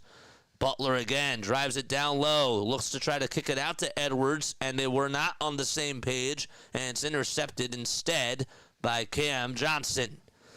Johnson over towards the logo, gets a little bit of some breathing room from Justin Edwards, and he puts up a layup. Shot rejected by Adembona. George to Jared. One more to Grimes. A tray. Yes, sir! Grimes with a dime from 3 on the far corner. And about 2 seconds differentiating the shot clock from the game clock. Nets have Johnson, Claxton, Keon Johnson, Cam Johnson, Nick Claxton, Trent Watford, and Wilson out there. Here's another 3 by Brooklyn. That's no good. Rebound by Grimes. Half-court shot is up, and he almost got it to go at the buzzer. That was so close. And we go into halftime, Philadelphia down by 4 points. And it feels like they should be down by a lot more, but regardless, it's 53-49 as we go into halftime in this game. Weren't they down 53-49 last night in halftime? I have to double check that. Weren't they? What was the score in halftime for last night's game? Wasn't it the same thing? No.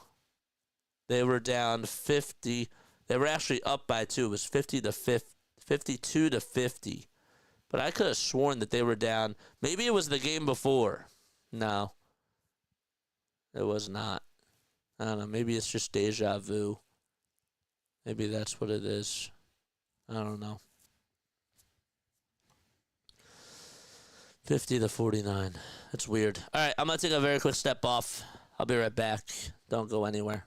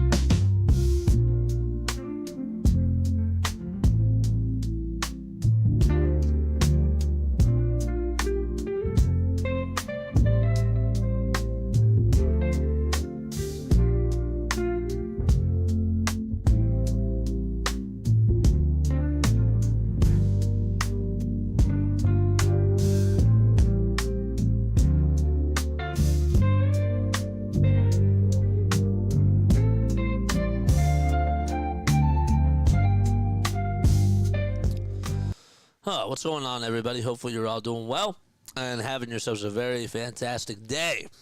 Sixers currently trail to the Brooklyn Nets by a score of 53-49 as they are in halftime right now as we speak. Leading the way for the Philadelphia 76ers, you got Quentin Grimes with 13 points. He had like 7 straight points in the first quarter. Then started to get a little bit cold. Kelly Oubre Jr. has 12. Edwards off the bench has 9 points, and he's 4 for 6 shooting-wise today, and 1 for 3 from beyond the arc. Yeah.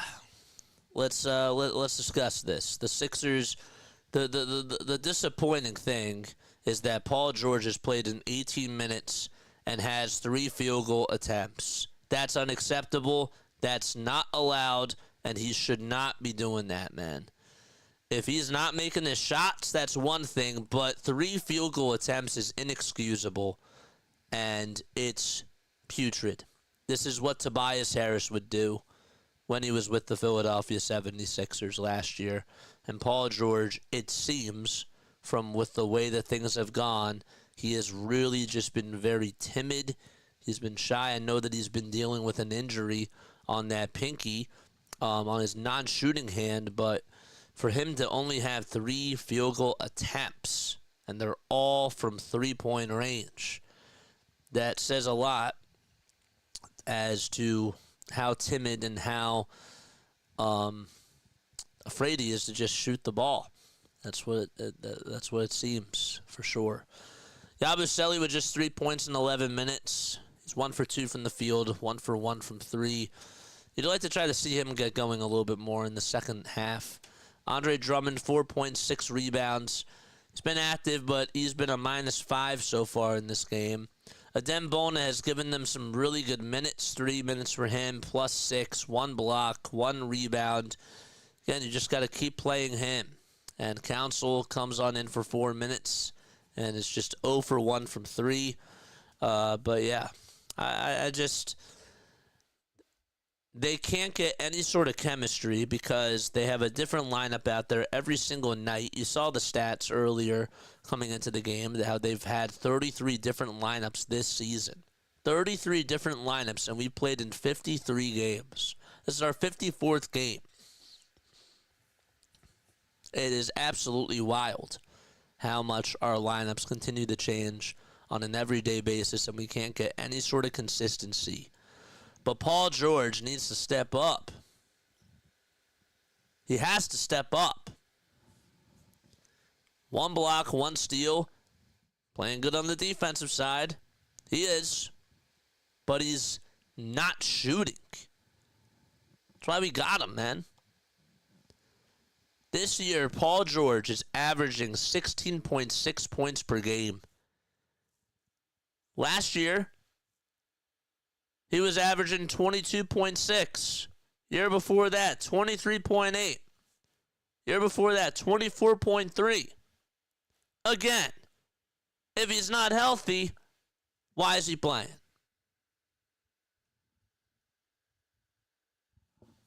Why?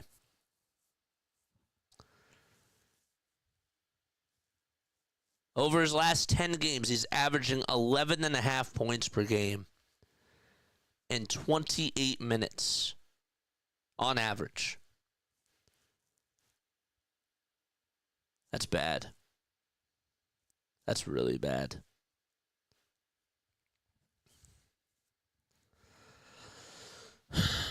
We're getting out-rebounded again.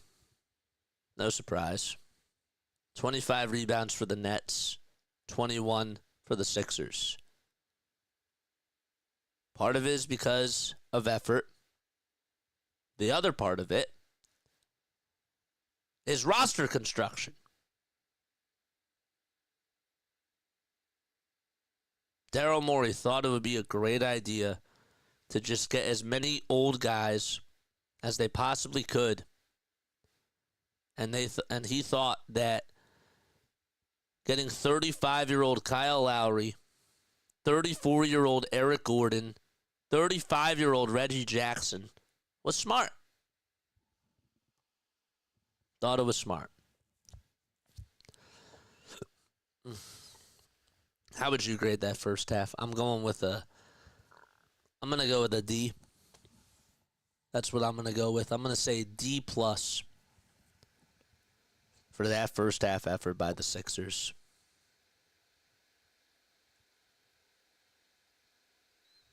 What are they going to have to do if they want to get an A?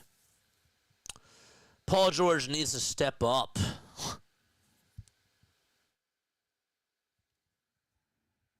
If they want to give me an A, or if they want to get an A, they're going to have to put up 40 points in the third quarter and only give up something like 16.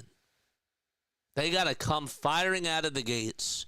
They need to outscore the Nets 70-40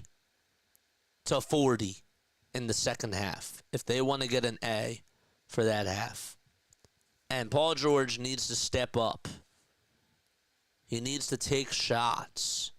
He could go 0 for 12 from the field. I don't care. In the next quarter. He needs to shoot. He has to shoot.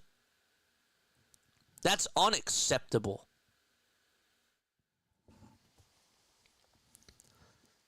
Flat out unacceptable when you're only putting up 3 shot attempts.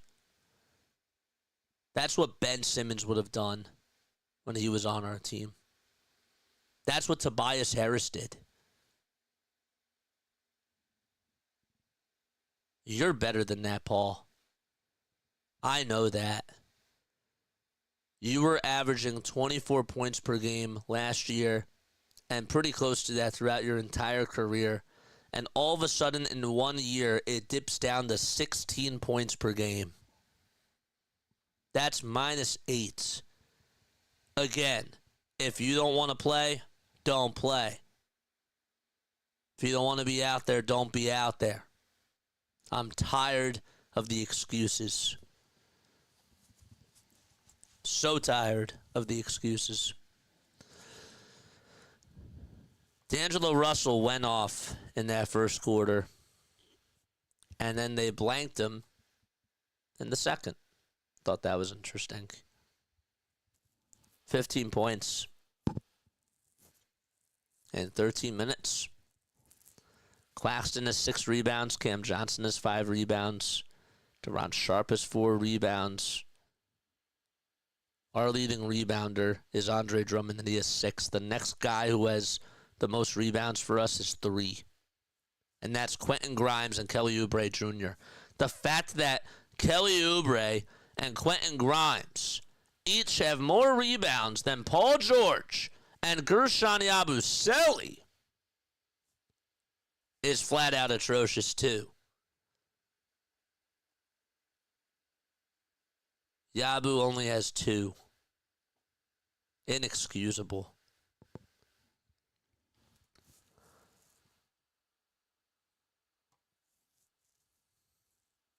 Reggie was bad. Yeah. What are they going to have to do for you in order for them to get an A+ in the second half? I'd say that they got to put up 70 points. And they got to outscore the Nets something like 70-40. But that's me.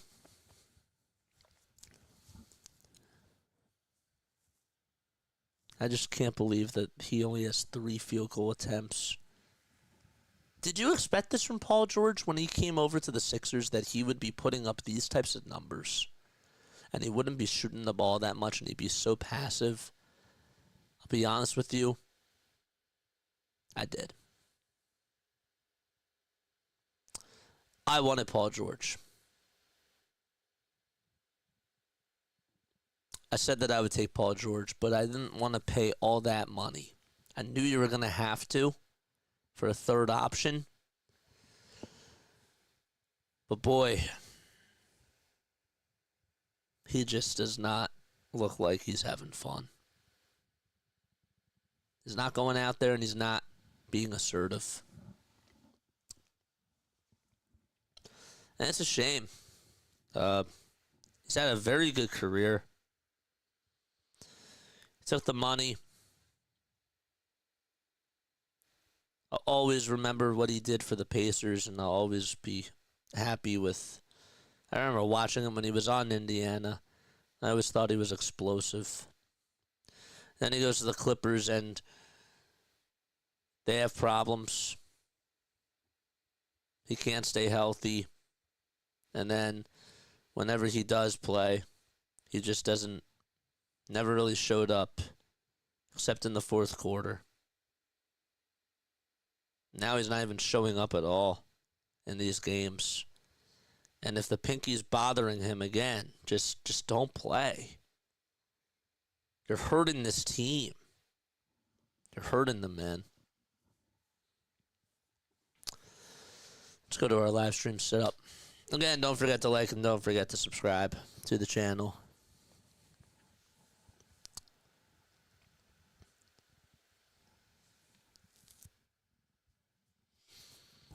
I don't know. What do you guys think in the chat? What are your thoughts on Paul George? Were you looking forward to Paul George coming to Philadelphia when the Sixers had a chance to get him?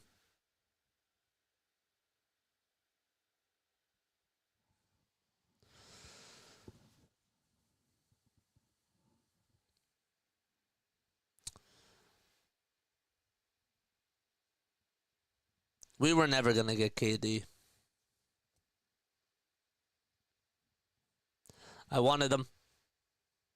I figured maybe there was a chance. We were never going to get Kevin Durant. It's a shame, though, that we couldn't get rid of Paul George at the deadline. Sixers will start off the third quarter with the basketball.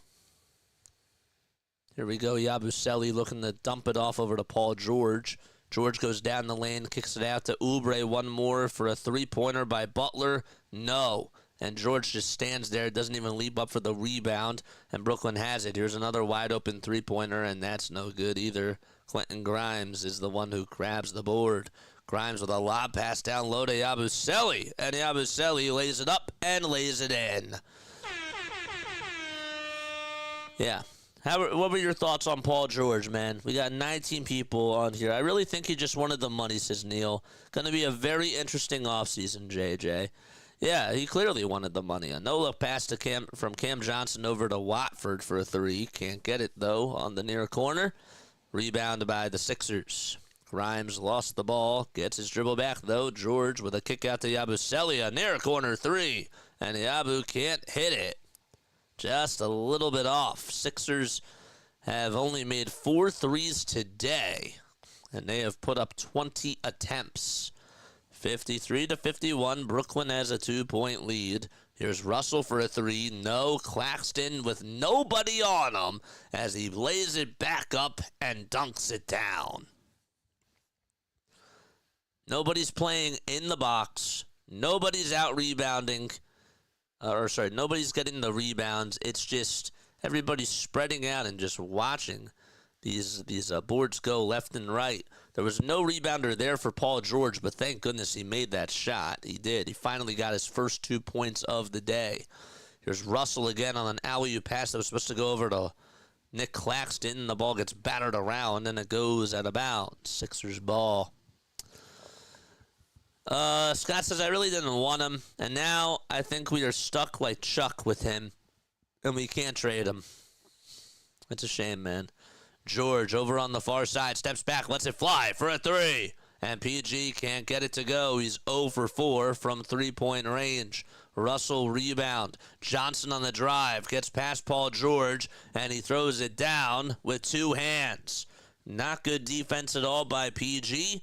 And it's back to a 4-point deficit for the Sixers. Butler will try to throw down an alley-oop pass over to Oubre, and he does. Kelly Oubre Jr. caught it with 2 hands and was able to dunk it in the dunker spot, and a timeout taken by Brooklyn. So the Sixers have put up 6 points in this third quarter so far, just with about 2.5 minutes of play into this second half. And a timeout is taken by Brooklyn. They only have 3 timeouts left. That's it. Yeah, I think that he just took the money too, man. Clearly, that's what he did. He's just jogging up and down the court.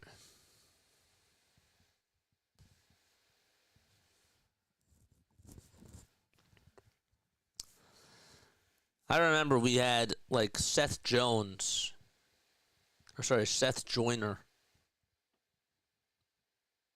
I'll never forget, like, reading the Philadelphia Eagles textbook that we had a couple of years ago. Seth Joyner was very sick before one of the games, and I think he had like 6 sacks or something, or like 5 sacks himself during that game, and he was like really, really sick. I'm not saying that Paul George needs to put up like 37 points a game. Not saying that at all. But even when you're not feeling your best, you got to fight through the adversity. And I just don't see any sort of fight with him. And if he's not going to fight, why is he out there? He's a minus. Team management in 101.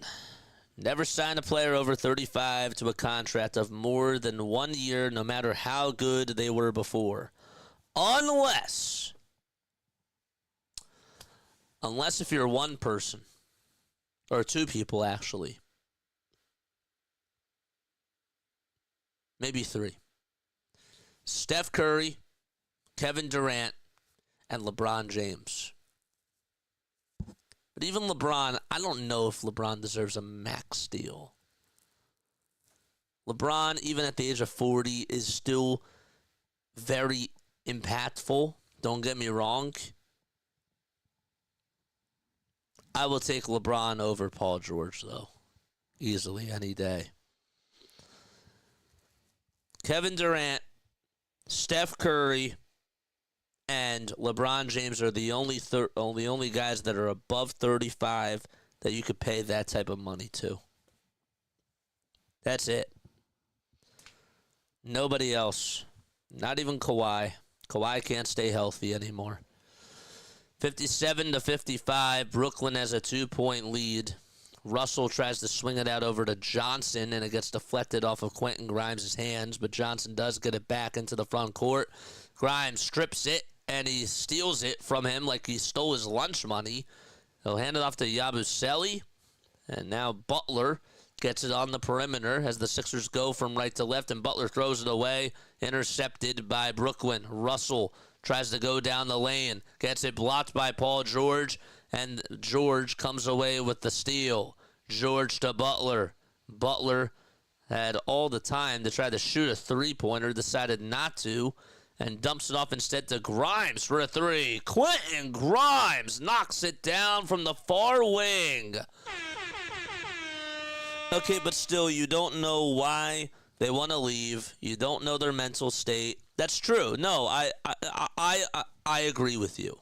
I agree. The bottom line is that there's only a minimum amount of guys that you could pay that contract to. But those are outliers. Those are outliers. And there's not a lot of outliers. George gets the rebound off of the missed three-pointer by Johnson. And he's back at the top of the perimeter. Wants to swing it outside to Yabusele for a catch-and-shoot 3. And Yabu can't get it. The basketball god said no.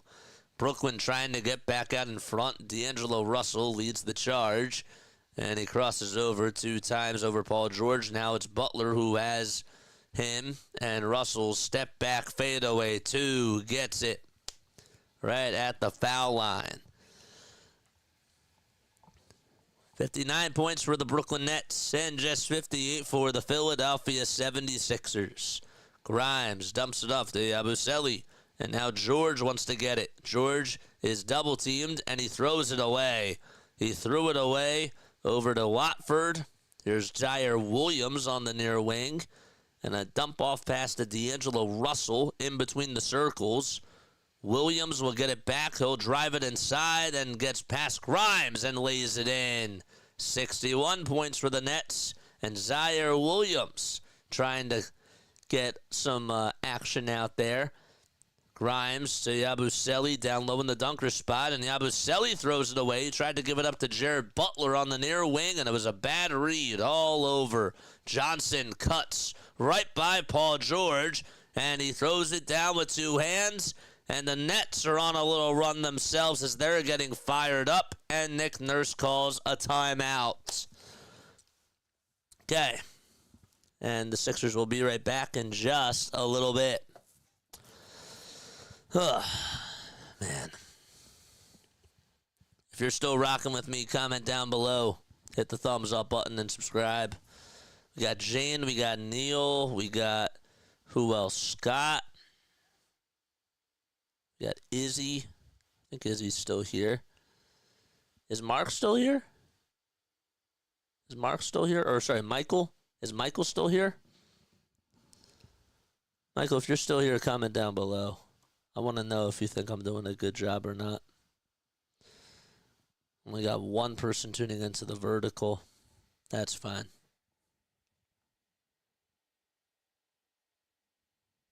Five times in 3 days. I don't know what that means.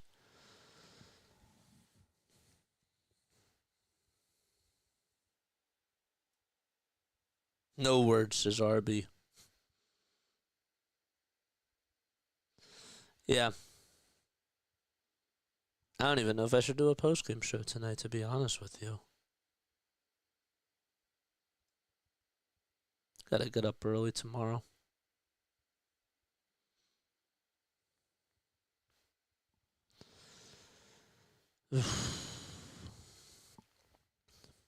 Thank you all so much for being on here, man.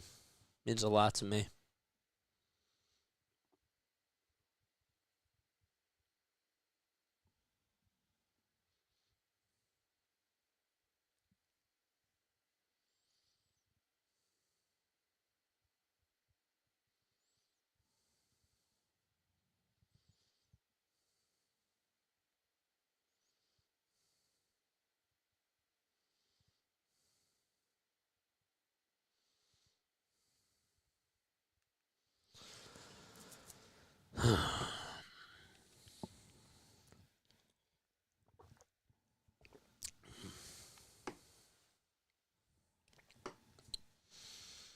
Love the Beatles.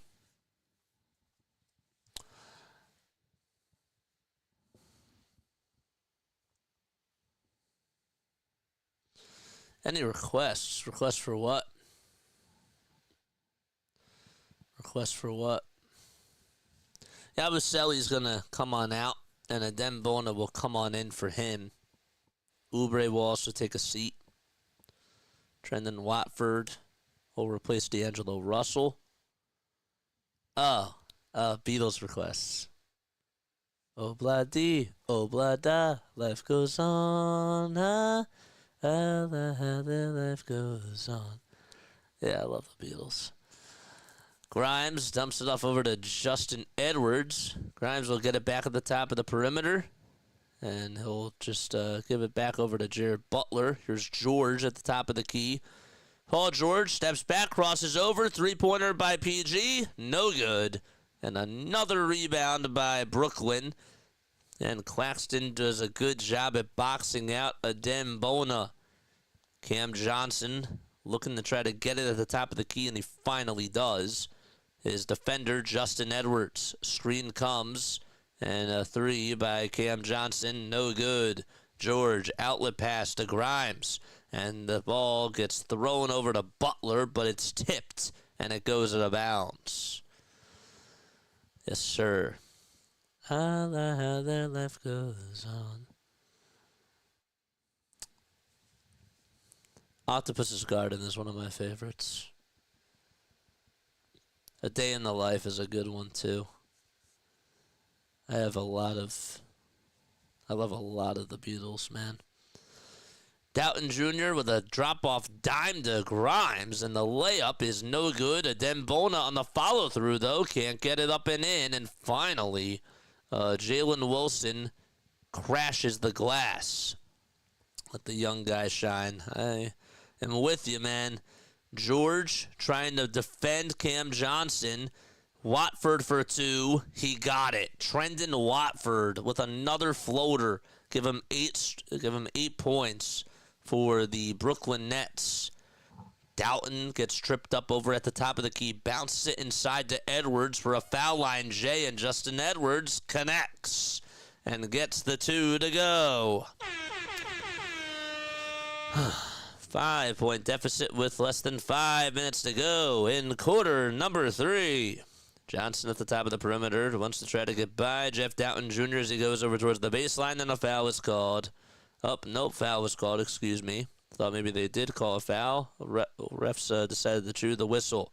Here's a little three-point shot that's no good, and Quentin Grimes finally there to get the rebound. Outlet pass over to Justin Edwards, who drives downhill, gets it rejected, comes back up with it, goes up with another shot, rejected again by Claxton. So 2 rejections in a row. George trying to play defense on the fast break, and the layup is good. 67-60. Nick Claxton being a wall on Justin Edwards. Still want to try to continue to go up with those shots, though. Grimes will try to dump it off to Edwards. One more to Doughton, and they have been rotating very well, the Nets. The Sixers just cannot get the shots off that they would like to. Bona gets out-rebounded by Nick Claxton. That's now 9 rebounds for him. George trying to block the shot. The first time he got it. The second time he got it again. But the third time, it's Claxton who wins. He has just had a heyday down low in the post. It's been lunch money, man. It's been meat and potatoes for him. And we have a foul called on Wilson.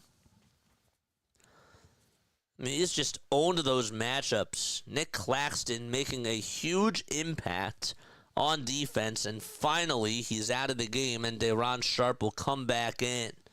Maybe the Sixers can go on a run here. It's just incredible with how much of a presence he's been able to make. 3 blocks by Claxton, 11 rebounds, and he's 11-11. Bona over at the nail. Dump off pass to Doughton Jr., and it's stolen again. He did not anticipate the pass coming. Watford got the steal. Watford gets it down low. Baby hook, no good. And Doughton Jr. comes away with the rebound. They are just out-hustling the Sixers again. Doughton will dump it off over to Paul George, and George does get fouled by Trendon Watford. No hustle. No heart, man.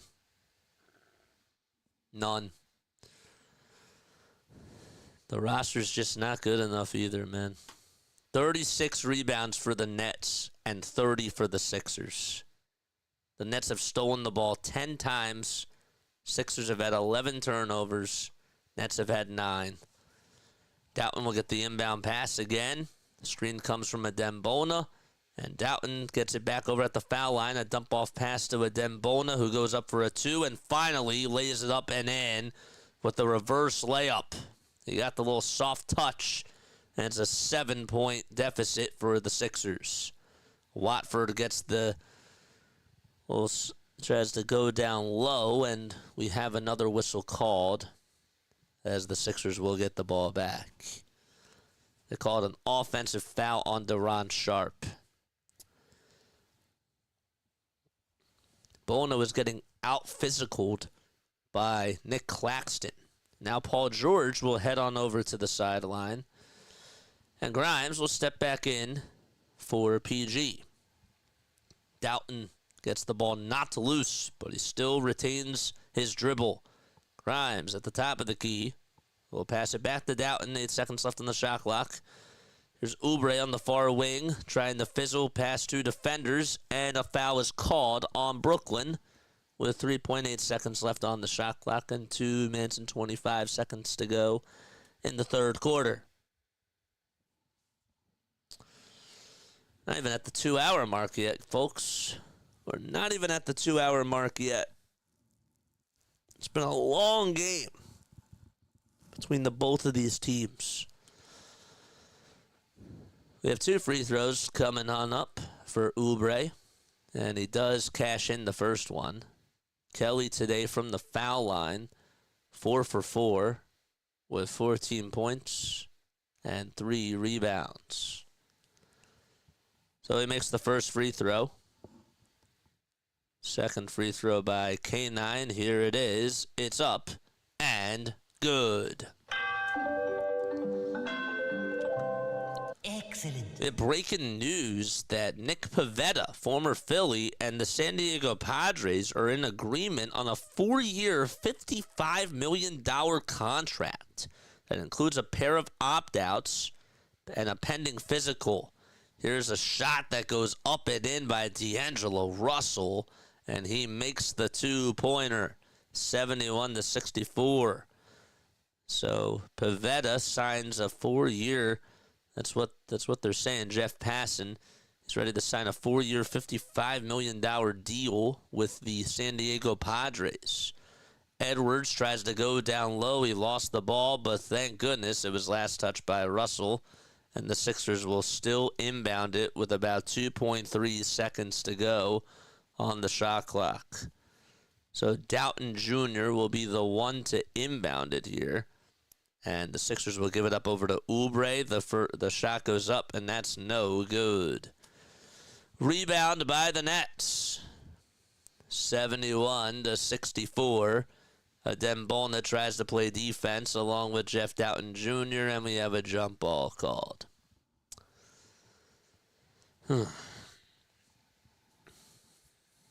17 more subs for us to get to 4,800 subscribers.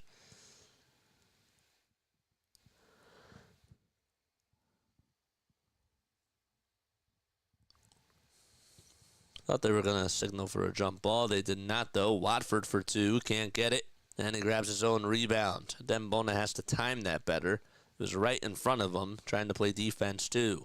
There's a three-pointer that is no good. It hit the top of the backboard, but they still call it in play.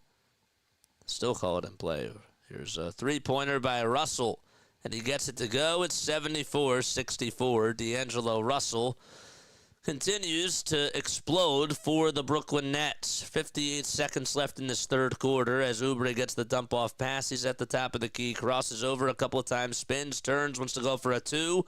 No foul was called, and another rebound by Brooklyn.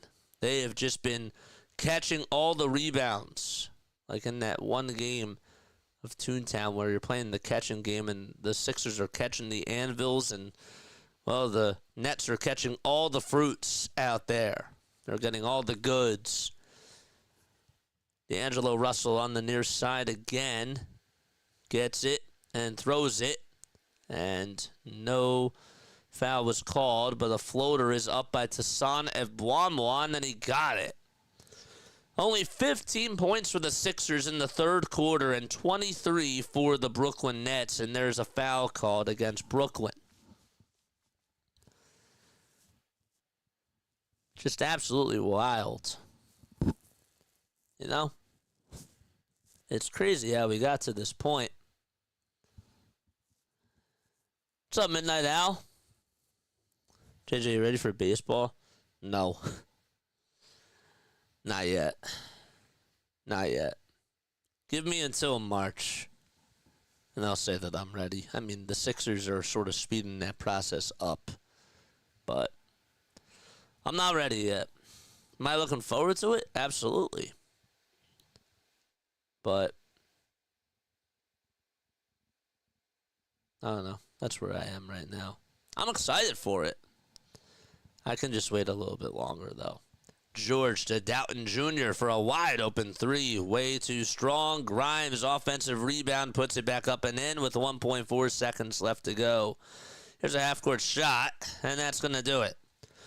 So the Nets lead at 76-66 against the 76ers. As they go into the fourth quarter, 10-point deficit for Philadelphia. All right, it's time for trivia, man.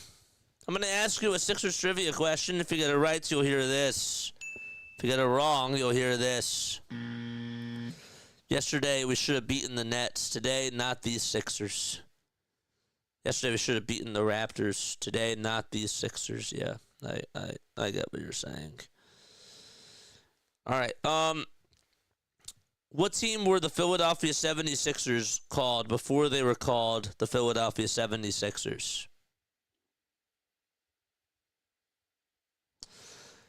20 seconds. Let's go now. Okay. 15.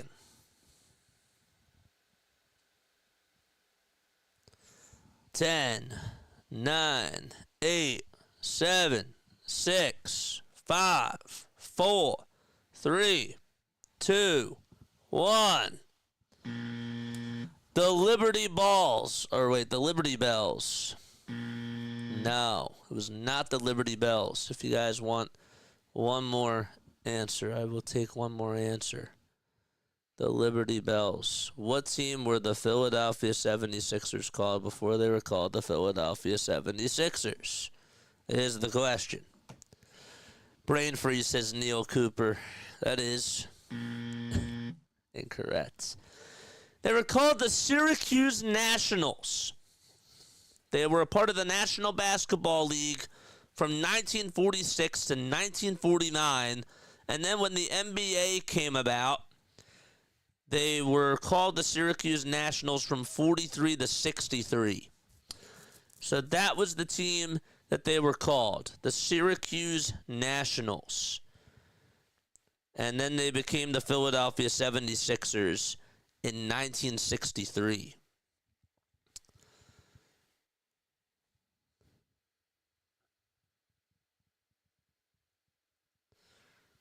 Their owner was Danny Biasone back in 1954. During the summer of 1954, according to Wikipedia, Biasone had gotten together some of his pros and a group of high school players and timed them with a stopwatch. Most shots were taken within 12 seconds, Biasone discovered. And he calculated that a 24-second shot clock would allow at least 30 shots per quarter and assist in increasing scoring. The result would speed up a game that often ended with long periods of teams just holding the ball. Can you imagine, you're playing a basketball game back in the 50s, and yet you have the ball for 5 minutes. You still have the ball, and you haven't even put up one shot. I think that that's crazy. I do. I think that that's absolutely wild. Brooklyn tries to go for a layup, and the foul is called on Oubre. Should have been the Ballers or the Liberties. Quickness and athletic ability became prized as they never had been before. Excessive fouling didn't disappear completely, but just about everyone concluded that the clock was good for the game. The shot clock was a success, with the result that scoring was up 14 points per game league-wide. And I wonder why adding a clock in baseball was beneficial. Same thing. Butler will try to pass it, but it gets intercepted by the Nets. That was a bad pass again by Jared Butler. Tyrese Martin got the steal, and Martin gets it intercepted from Justin Edwards. Edwards over to Butler downhill, and he gives it back outside for a wide open three by Justin Edwards. Can't get it, and Andre Drummond tips it back out to Edwards again. Good job by Drummond to just volleyball tip it outside to him. Edwards with a floater down the lane. Connects. A 10-point game with 10:55 to go in quarter number 4. There's Evan Blum with a three-pointer. Got it. Man. He has been able to knock down some threes tonight. 10 minutes and 40 seconds to go in the fourth quarter. Yabu dribbles it back out and finds Butler with an elbow J, and Jared Butler able to knock it down. 81 to 70. Sixers trying to cut it back into single digits. They have a lot of work to do. Oubre deflects it, and it's stolen by Yabusele, who falls out of bounds, but he threw it right back to Oubre before he touched ground. Drummond on the block, being guarded by Claxton. Drummond looking for some help. Everyone's just standing around, and he throws it over to Edwards. Everybody was just standing around, and finally Edwards was moving. Edwards gets his defender on a pump fake, tries to go for a 2, can't get it. Everybody's just standing there, and they're not moving. That's the issue, man. Everyone's just standing around. Watford for 2. Edwards comes away with his miss. Butler gets it out in transition. Butler now at the foul line, dribbles with the right hand, goes up with a shot. Another block by Nick Claxton, or Watford that was. Watford on an alley-oop jam, and he throws it down. Jeez. It's a dumpster fire, please. What's a dumpster fire? The pitch clock? I like the pitch clock. Yabusele will give it back over to Oubre. Are you talking about this team? Or both? Oubre throws it away again. Another bad pass. And it's Watford who gets it out in transition. Gets it down low on the block. And looks to dump it off over to Tovbwam. And the ball gets stripped by Jared Butler as Deron Sharp tried to go up for a two-handed jam. And Butler gets it back for the Sixers with 8.5 minutes to go. Pick and roll action as Drummond tries to lay it up and in, and he can't even make the layup. Can't even make the layup. And the Sixers are down by 13 points. And a timeout called by Brooklyn. How does defender beat? How can you not make a layup?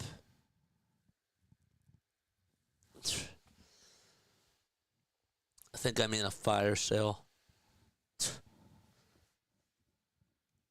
Can't even make a layup. 4 points in just 3.5 minutes. We got 21 concurrent viewers on here. Again, make sure you guys like and subscribe and turn on the bell icons.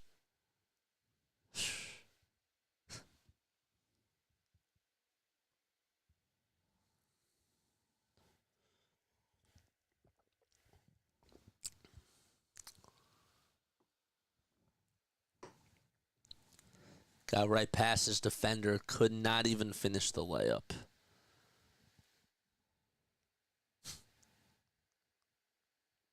What are we doing? What are we doing, folks? Absolute disgrace. I thought embiid missing or not taking that 3 last night was bad. But now we can't even hit layups that are wide open. Make it make sense.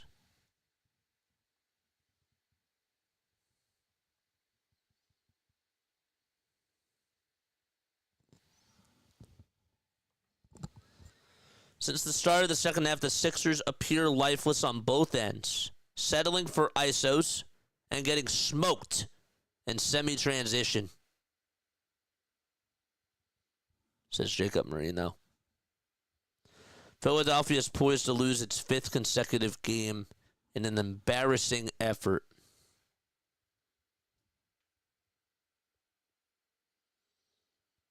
We had news today that Rob Thompson actually congratulated Nick Sirianni, but hasn't heard back from him yet because his inbox is full.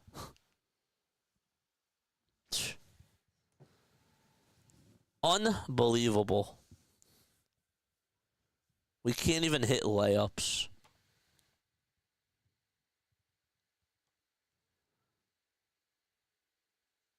In case you're wondering, the odds now for the Sixers. Let's see. What are the odds now? Plus 165. Grimes tonight has been playing pretty well. 18 points, 6 for 11 from the field, 3 for 5 from 3, 7 rebounds, 2 steals. Everybody else, really bad. Edwards has played well. I'll give him that. 83 points for the Brooklyn Nets as they have it over at the top of the key. D'Angelo Russell throws it over to Watford, and he goes down low, and he lays it up and lays it in. It was Deron Sharp, actually. But Watford gave it back over to Deron Sharp. There's George, who throws it, and it goes out of bounds over towards the near side. It was last touched, though, by a Brooklyn Nets player. 253 total views. Make sure you guys like and subscribe and turn on the notification bell icons too. George is looking to inbound it over to Adem Bona. Bona hands it off back over to PG. PG looks to bounce, pass it over to Justin Edwards, and Edwards throws it over to Oubre, and he lost it. Thank goodness it was last touched by the Nets as it goes out of bounds with 3.8 seconds left. Again, a lot of ISOs, not a lot of off-ball screens. Not a lot of off-ball movement, period. And that's why they're losing. Edwards dumps it off to Grimes. Grimes with an ISO 3. Got it to go. Quentin Grimes on the far corner, able to drill a contested 3. What a shot. Bullseye. 12-point deficit with 7.5 minutes left in the fourth quarter. Sharp dumps it back off over to D'Angelo Russell. And now a little dunk that goes up and in by Keon Johnson. Again, nobody could cover him down low. Not a lot of coverage out in the paint, and Paul George is the one who gets fouled. Yabu has been quiet tonight. He's been very quiet in this game. They're just hitting ISO shots, though. Like, it's not a good shot. And Grimes, I mean, yeah, like, it's great. But nobody's getting back on defense. And offensively, we just look so lifeless. There's another foul called on D'Angelo Russell, as Grimes ended up getting an elbow on him. Quentin Grimes is worth his money. He's been playing really well over these last 3 games, ever since the Sixers got him. Oubre gets it over at the top of the key. Looking for some help. Dumps it off over to Bona. Bona back to Grimes. Quentin Grimes looks to give it back over to Oubre. 5 seconds left on the shot clock. Oubre on the drive to the basket. Lays it up and lays it home. All right, 12-point game. Brooklyn out in front with 6:45 to go. Sixers have a chance. They have 4 timeouts left, and the Nets have 2. D'Angelo Russell dumps it back over to Claxton. Russell again on the near elbow. Thinking about going up for a 2. It's rejected by George. And Grimes comes away with a steal. Nice defense by PG. George heading downhill. Kicks it out to Oubre for a wide open 3. Bang! And the Sixers cut it to single digits with 6:15 to go as Paul George gets the assist. That's his second one. Johnson at the top of the key. Deflected by Oubre. Stolen by Edwards. The Sixers out in transition. Edwards outside to Grimes. Grimes to Oubre down low. And the layup is good. 7-point game with 5:56 left to go in this contest right now. Let's go. All right. Nice play.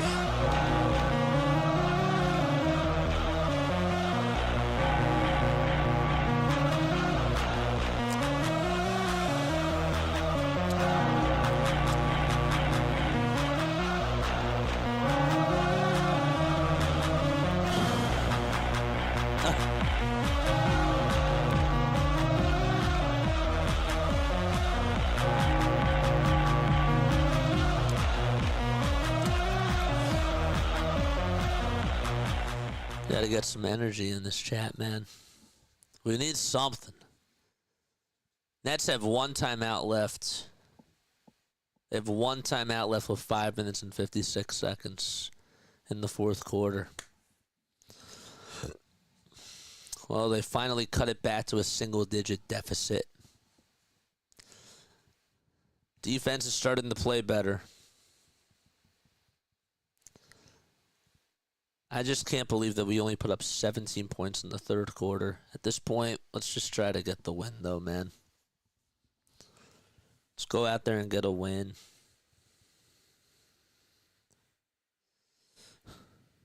I forgot Lauren Rosen, who used to cover the Sixers, is now covering the LA Clippers. And so Ben Simmons is back. And she has to cover him. I think that's kind of funny. I think that's really funny, honestly. Pacers and Wizards are in overtime. It's 120-120 in that game. Sixers down 87-80 with less than 6 minutes to go in the fourth quarter.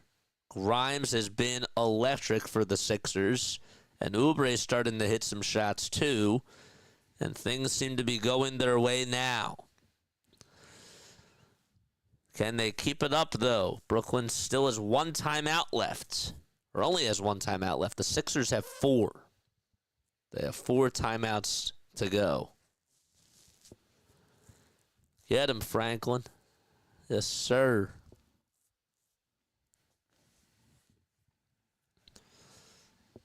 Hit that thumbs up button and subscribe to the channel, folks.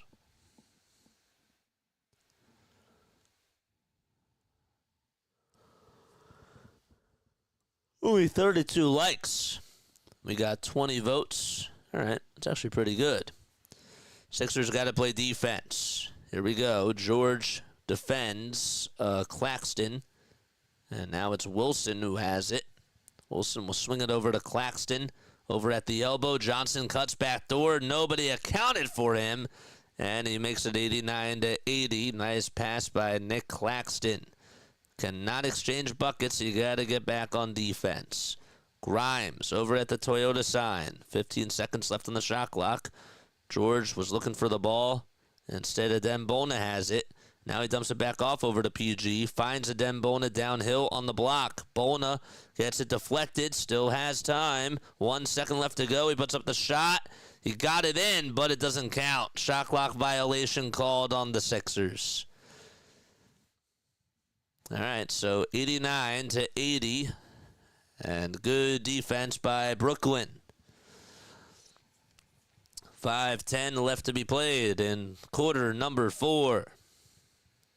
That's we'll dump it on over to Cam Johnson. Johnson has Watford over towards his right side. Claxton down low gets it knocked loose by Oubre and stolen by Oubre over at the baseline. Oubre at the top of the perimeter. He'll dump it off over to Paul George as he's blitzed. He'll skip past it to Oubre. Nice pass by PG and a nice little finish by Kelly Oubre Jr. It was a nice pass. I got to give him credit for that. He went in between the legs of the defender, and George made it look so easy. Watford for 2. Yes. Got the little floater to go up and in. 91-82. Grimes gets a screen, thinks about taking a 3. He does, and it's a little bit short. And a rebound by Brooklyn as they'll reset it here with Watford running things as the point forward. Claxton is at center. They dump it off to Cam Johnson. A kick out to a 3-point shot, and that is off the mark. Another 3 for Brooklyn. That is off the mark as well by Cam Johnson. Grimes out in transition. Kick out to Oubre for 3. Kelly Oubre knocks it down. K9 again does it. 91-85 with 3:40 to go in the fourth quarter.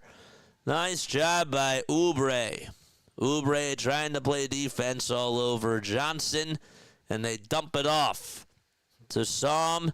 Tuvblom is out there, and as he tries to throw it, we have a foul called on Adembona. Jalen Wilson also is out there, too, for Brooklyn.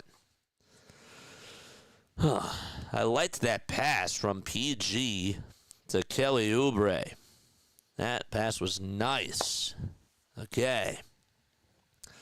91 points for the Nets and 85 for the Sixers. The Nets inbounded. 5 seconds left on the shot clock. Wilson for 3. He puts it up, and he got it. That was a huge three-pointer, and it's a 9-point game. Timeout by Nick Nurse.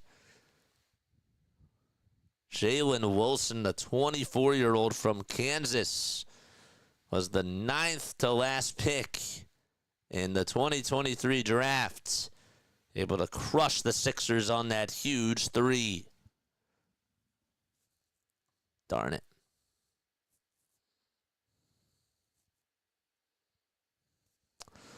Hit the thumbs up button and subscribe to the channel. And hit that bell icon too. And that way you'll know when we go live. Jalen Wilson with a huge three. And the Sixers do call a timeout. They got 4 left. Well, now it's really 3.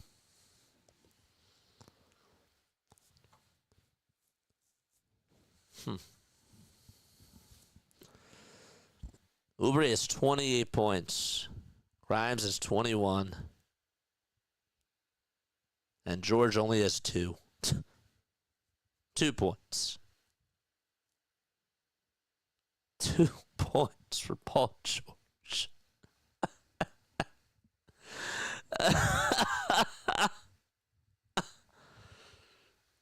2 points. Wow.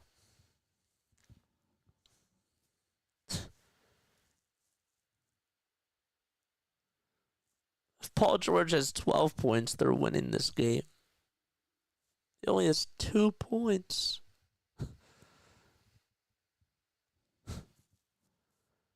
Three blocks, 2 steals. That's nice. 2 points.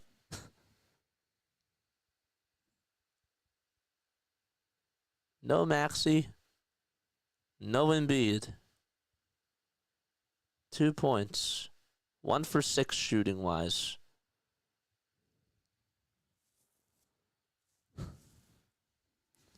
Gosh.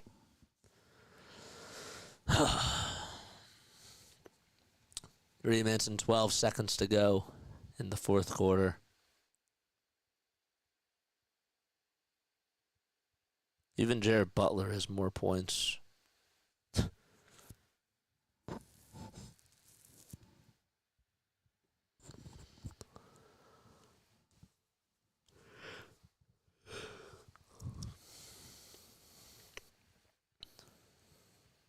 $94-85.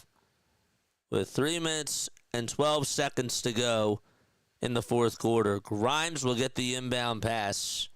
He's on the near wing.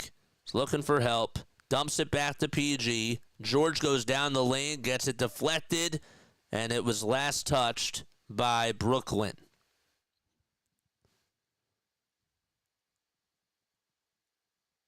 If he's bad now, I can't imagine playoff P.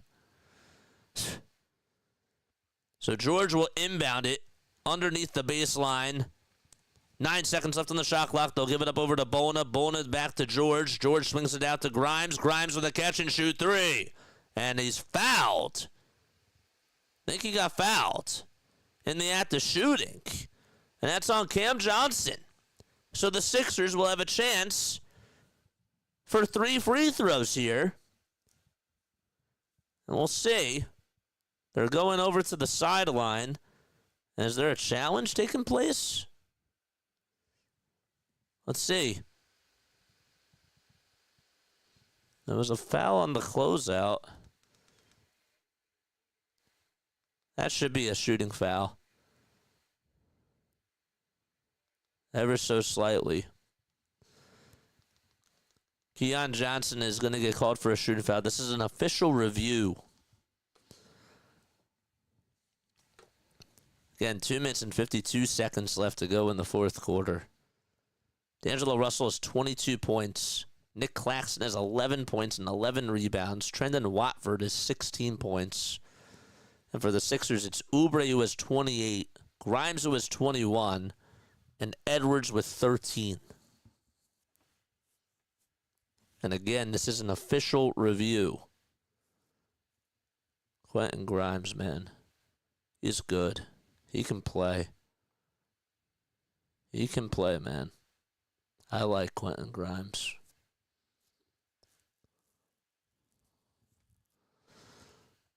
So they're still reviewing this to see if whether or not it is a shooting foul.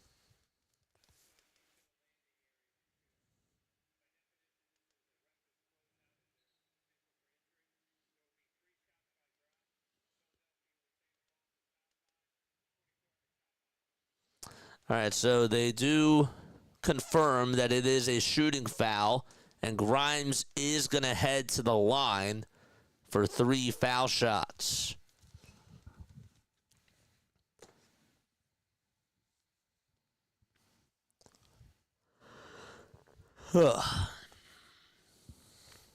Still plenty of time to go.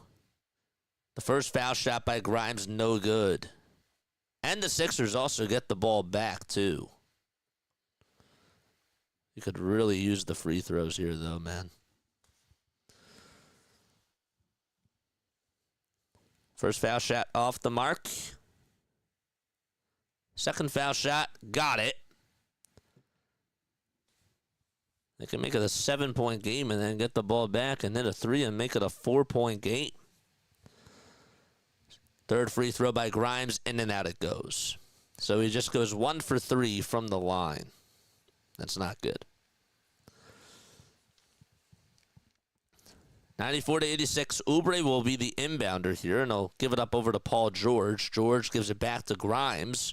Grimes on the far wing, wants to try to drive it inside, goes up with a shot, and he's fouled again.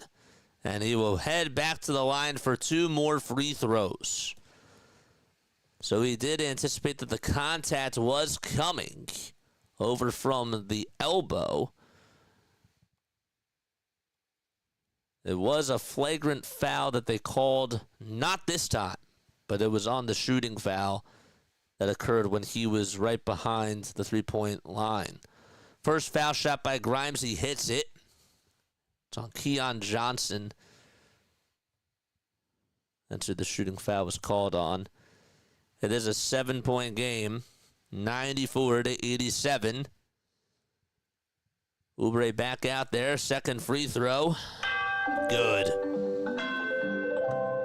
Excellent. 94-88. Russell will inbound it over to it goes over to Deron Sharp.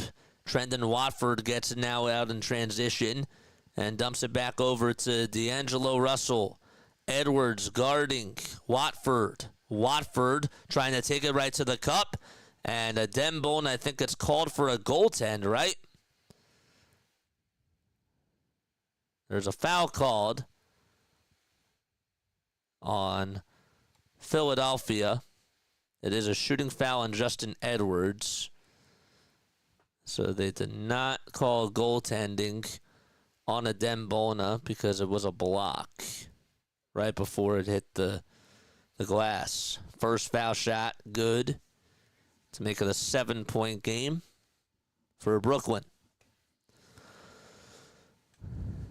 Watford with 17 points. He's been perfect at the line. The fourth free throw, he hits it. And it's back to an 8-point ball game with 2:27 left to be played. Oubre gets it for the Sixers. The inbound pass from Paul George. And he dribbles it up with his right hand, dumps it back off over to Grimes. Grimes gives it over to George. PG is double-teamed, and he's looking to throw it away, but it's intercepted by Johnson, and Johnson's layup is good. They've been double-teaming Paul George all night long. 10-point ball game. Sixers down 98-88. Grimes with a backdoor pass over to Oubre, and it's rejected by the Wall himself, and that is Nick Claxton. And the Nets are in no particular hurry. D'Angelo Russell gets it over at the logo. 10 seconds left on the shot clock. 1:40 to go in the fourth quarter. Watford at the top of the key. Looks for Russell for a tray. No. Offensive rebound by Brooklyn. And they reset it. It's as easy as 1, 2, 3. To Sam, to Vom. Gets it over at the top of the key. There's now D'Angelo Russell with 1 second left, and there's a wide open 3, and that's good with the shot clock winding down, and that could be the dagger. Wilson with another huge 3 with 1:17 left to go. And it's 101 to 88. Did he get it off? I don't know. I don't think he got it off. That's still in his hands. That's still in his hands. And so they are going to review this. It is an official review. And that should not count. That should be a shot clock violation. So the Sixers could still be in this, technically speaking.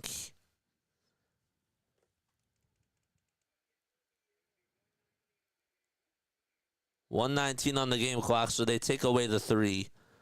And it's 98 to 88 instead.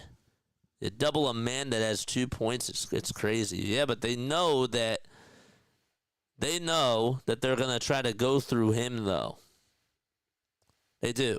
They know that they're going to try to go through him, and they're just trying to make somebody else beat them. And nobody else on this team has beaten them except for Oubre and Grimes.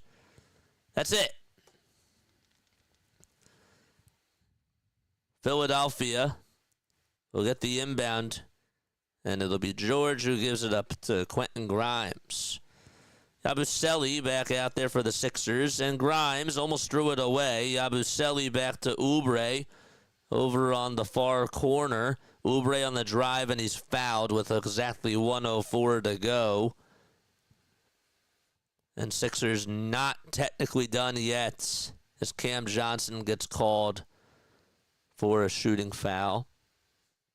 And Oubre will try to get his 29th and 30th points at the charity stripe. Sixers are 1.5 games behind the Chicago Bulls for the 10th seed. First free throw by Oubre. Got it.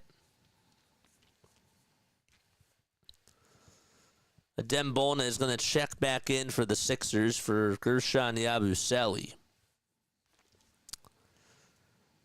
98 to 89. And Oubre with the second free throw. Here it is. He got it to go. Excellent. Sixers got to get stops on defense. Watford looks to inbound it, and he gives it up over to D'Angelo Russell. Russell has to get into the front court. He'll throw it over to Watford again. Watford downhill to Wilson. They swing it around the timeline. 10 seconds left on the shot clock. D'Angelo Russell's looking to pass it back over to Watford. Watford downhill. Easy deuce by Nick Claxton, and a timeout called. Again, nobody covers Nick Claxton. It's just easy work for him.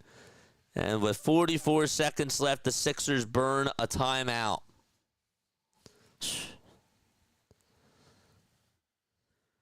Nick Claxton with a slam, and the Nets lead at 100 to 90 with 44 seconds left.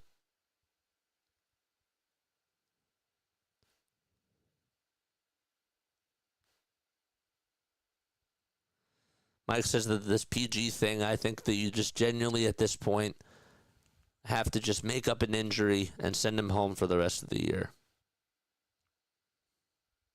Going from watching the Eagles to this. True. Cam Johnson just was headed back to the locker room about 5 minutes ago.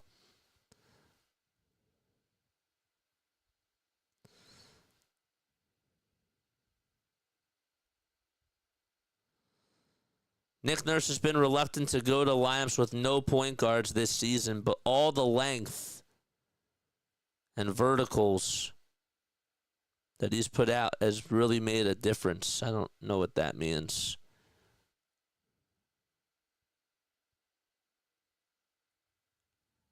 Don't know what that means.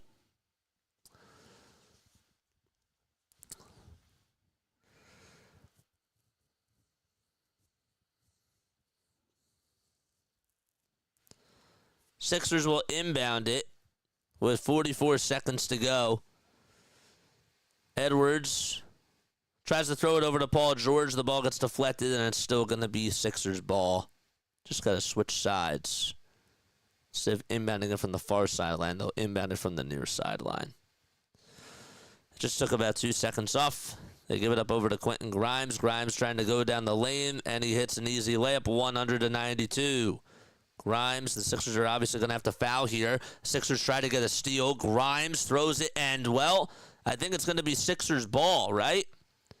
It is, because the ball was out of bounds as Grimes played really good defense with 34.8 seconds to go. Let's see again. Grimes had it, and then it was Dielman who touched it last, and he just got it on his... Just got it right there. Grimes with a 3. No good. And they needed that, obviously. They looked to try to steal it. And a foul is called on Justin Edwards with 29 seconds left. Or a timeout is taken, I should say. Excuse me. Brooklyn will burn their final timeout. Man, if they could have hit that 3 there, that changes a lot of things. That would have changed a lot. Grimes did play very good backcourt defense and just could not hit the 3 from the near corner. What time is it now? It's 9:52. Well, how long have we been going on? 2.5 hours. Yeah. 23 people still tuning on in. Thank you so much. Again, please like and subscribe and continue to spread the word for everybody, man.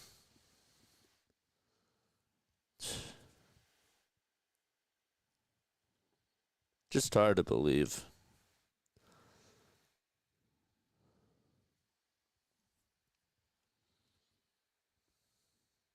Really. They've lost so much life out there. When looking for Eagles great gear yesterday, I found Sixers hats and t-shirts in the bargain bin. $20. That's wild. Wait for this rant at the end. 29 seconds to go in the fourth quarter. Claxton will look to inbound it here.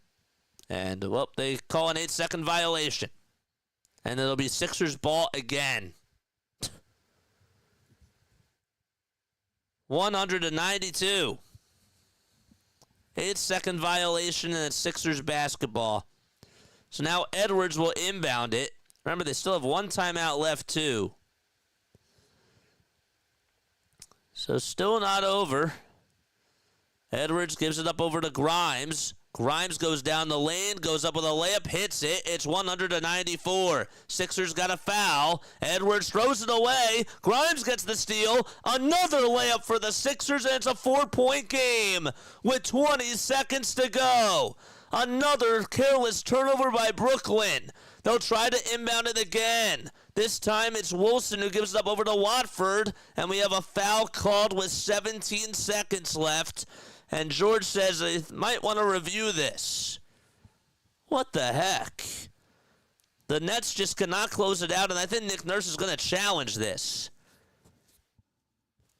Oof. Quentin Grimes. So the Sixers are going to challenge this play to see if this was a foul or not.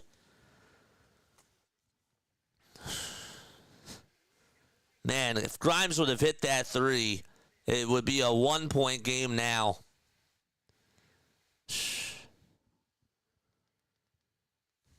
Nets are just having a hard time at closing this thing out. If the Sixers lose this challenge, then they lose their final timeout. Paul George thought that it was all ball. If it is, they still have a shot. 196 with 17 seconds left. They were trying to go for another steal. And I don't know. George was asking for a review, and he got a review.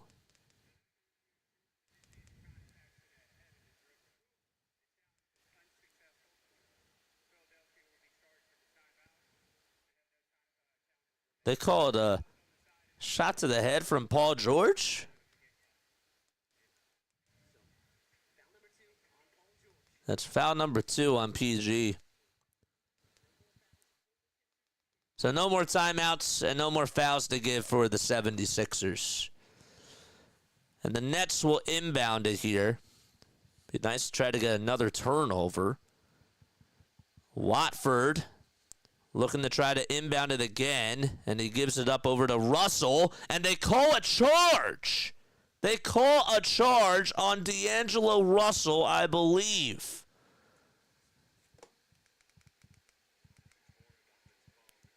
Let's see. Russell elbowed him right there. He elbowed him right in the face.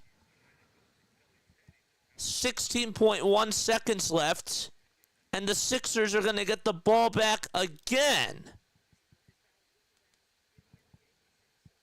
And Edwards will inbound it, so it's not over yet, folks. Edwards will inbound it over to Yabusele. They give it back to Grimes for 3, and Grimes' three-pointer's no good. Grimes tries to save it. He gives it back to George. George steps back, gives it back to Edwards. 5 seconds left to go. Edwards for a three-pointer. That's no good either, but no foul was called. It was a little bit short, and that's it. So the Sixers lose by a final score of 100-96 to the Brooklyn Nets. And that's it. That ended pretty wildly, if you ask me. Wild fashion that game ended. No fouls were called. Contested shots, and the Nets did what they had to do on that very last possession. They were able to lock all windows and doors on defense, but it got pretty dicey. And that's another loss for the Philadelphia 76ers as they end the first half of the season 20-34. And that's it. That ended in a wild fashion. I want to thank you all so much for being on here. We have a post-game show that's coming on right now. Quentin Grimes, over his last 4 games, I'll give you one positive if you want any positives. Quentin Grimes had 30 points in tonight's game, 9 rebounds and 4 assists. The game before that, 13 points, 7 rebounds, 4 assists, 2 steals. And then he had 10 points, 7 rebounds, 5 assists, 1 block, 14 points, 2 assists, and 1 block, and was 5 for 9 from the field. He's a good player, man. I like watching Quentin Grimes. Yeah. And now let's get to the elephant in the room. Also, Oubre, I thought, played his butt off tonight. Grimes and Oubre had 30 points. A lot of it was in garbage time, but 60 points combined. And here's the crazy thing, right? Let's go to our monologue screen and let's talk about this. The elephant in the room.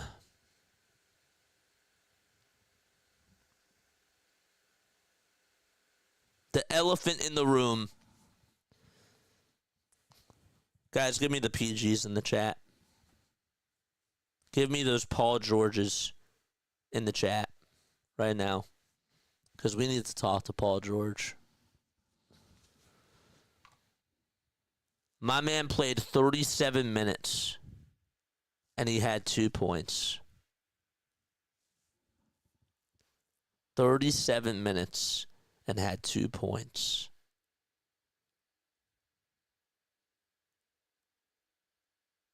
Two points.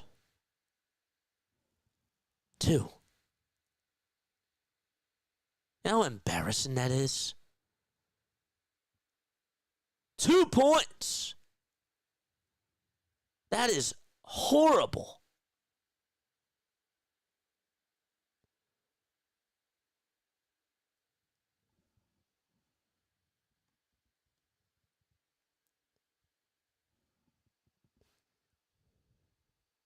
Two points.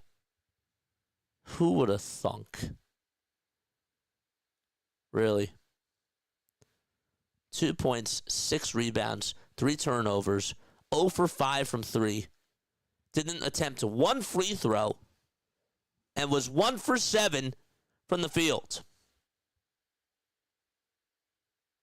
2 bleeping points from a guy who's getting paid how much money? How much money?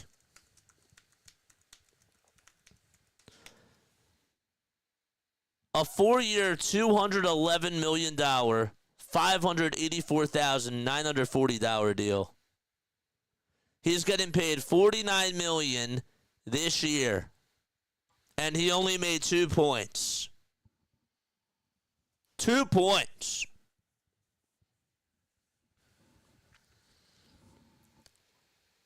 That is bad.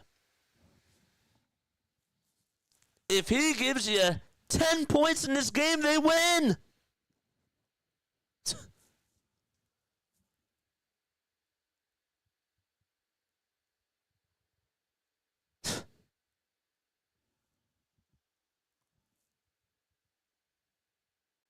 Tough luck. Well, it's not tough luck that Paul George only had 2 points and only put up 7 field goal attempts. That's not tough luck. That's just embarrassing. That's atrocious. There's no tough luck in that. Quentin Grimes had the best game of his career, put up 30 points. Oubre played very well at the end, gave you 30. And Paul George plays 37 minutes and only gets you 2 points. Justin Edwards played 31 minutes and gave you 13. And again, Council only plays 4 minutes. Jared Butler gave you 25 minutes, and at least he gave you 8 points. He's a good passer, too, by the way. I like Jared Butler. Butler and Grimes are the real deal, man. They're good. Butler turned the ball over a couple of times, though, tonight, and I didn't like that. But he had 2 blocks. Played pretty good defense out there when he had to. Just 2 points, man. 2 bleeping points for a 34-year-old who played in 37 minutes. I don't want to hear that he had 3 blocks and 2 steals in this game. That's not why you signed him.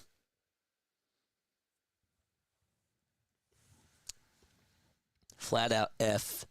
Oh, but he was a +8 out there. This is where stats lie. Sorry, this is where stats don't tell the full truth. +8.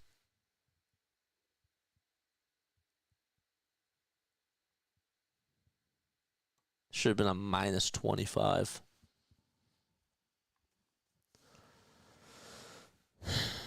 Wow. I just don't know. Send him home. Send him home. Get this man off my basketball team, man. Say that he's hurt. Don't let him play. Unless your goal is to tank. If the goal is to tank, then just be straight up with us, Daryl. Be straight up with us. Because at this point, this product sucks. It sucks. And it's an absolute disgrace when you compare this team to another team who's ready to have a parade on Friday. This team is a joke. They're a laughing stock. 2 points for a guy getting paid $211 million over the next 4 years. Wow. Crazy. All right, that's going to wrap things up for me. I really don't have much else to say. I got to go to bed early tonight. I love each and every one of you, though, man. And I will catch you all tomorrow. All right? I'll be transparent. Love you, JJ, and all my Philly freaks. I'm heading over to RB. No worries. I'm gonna be done. I'm done. I don't really have anything else to say. They're just a laughing stock, man. All right, love you all. Bye-bye. Good night.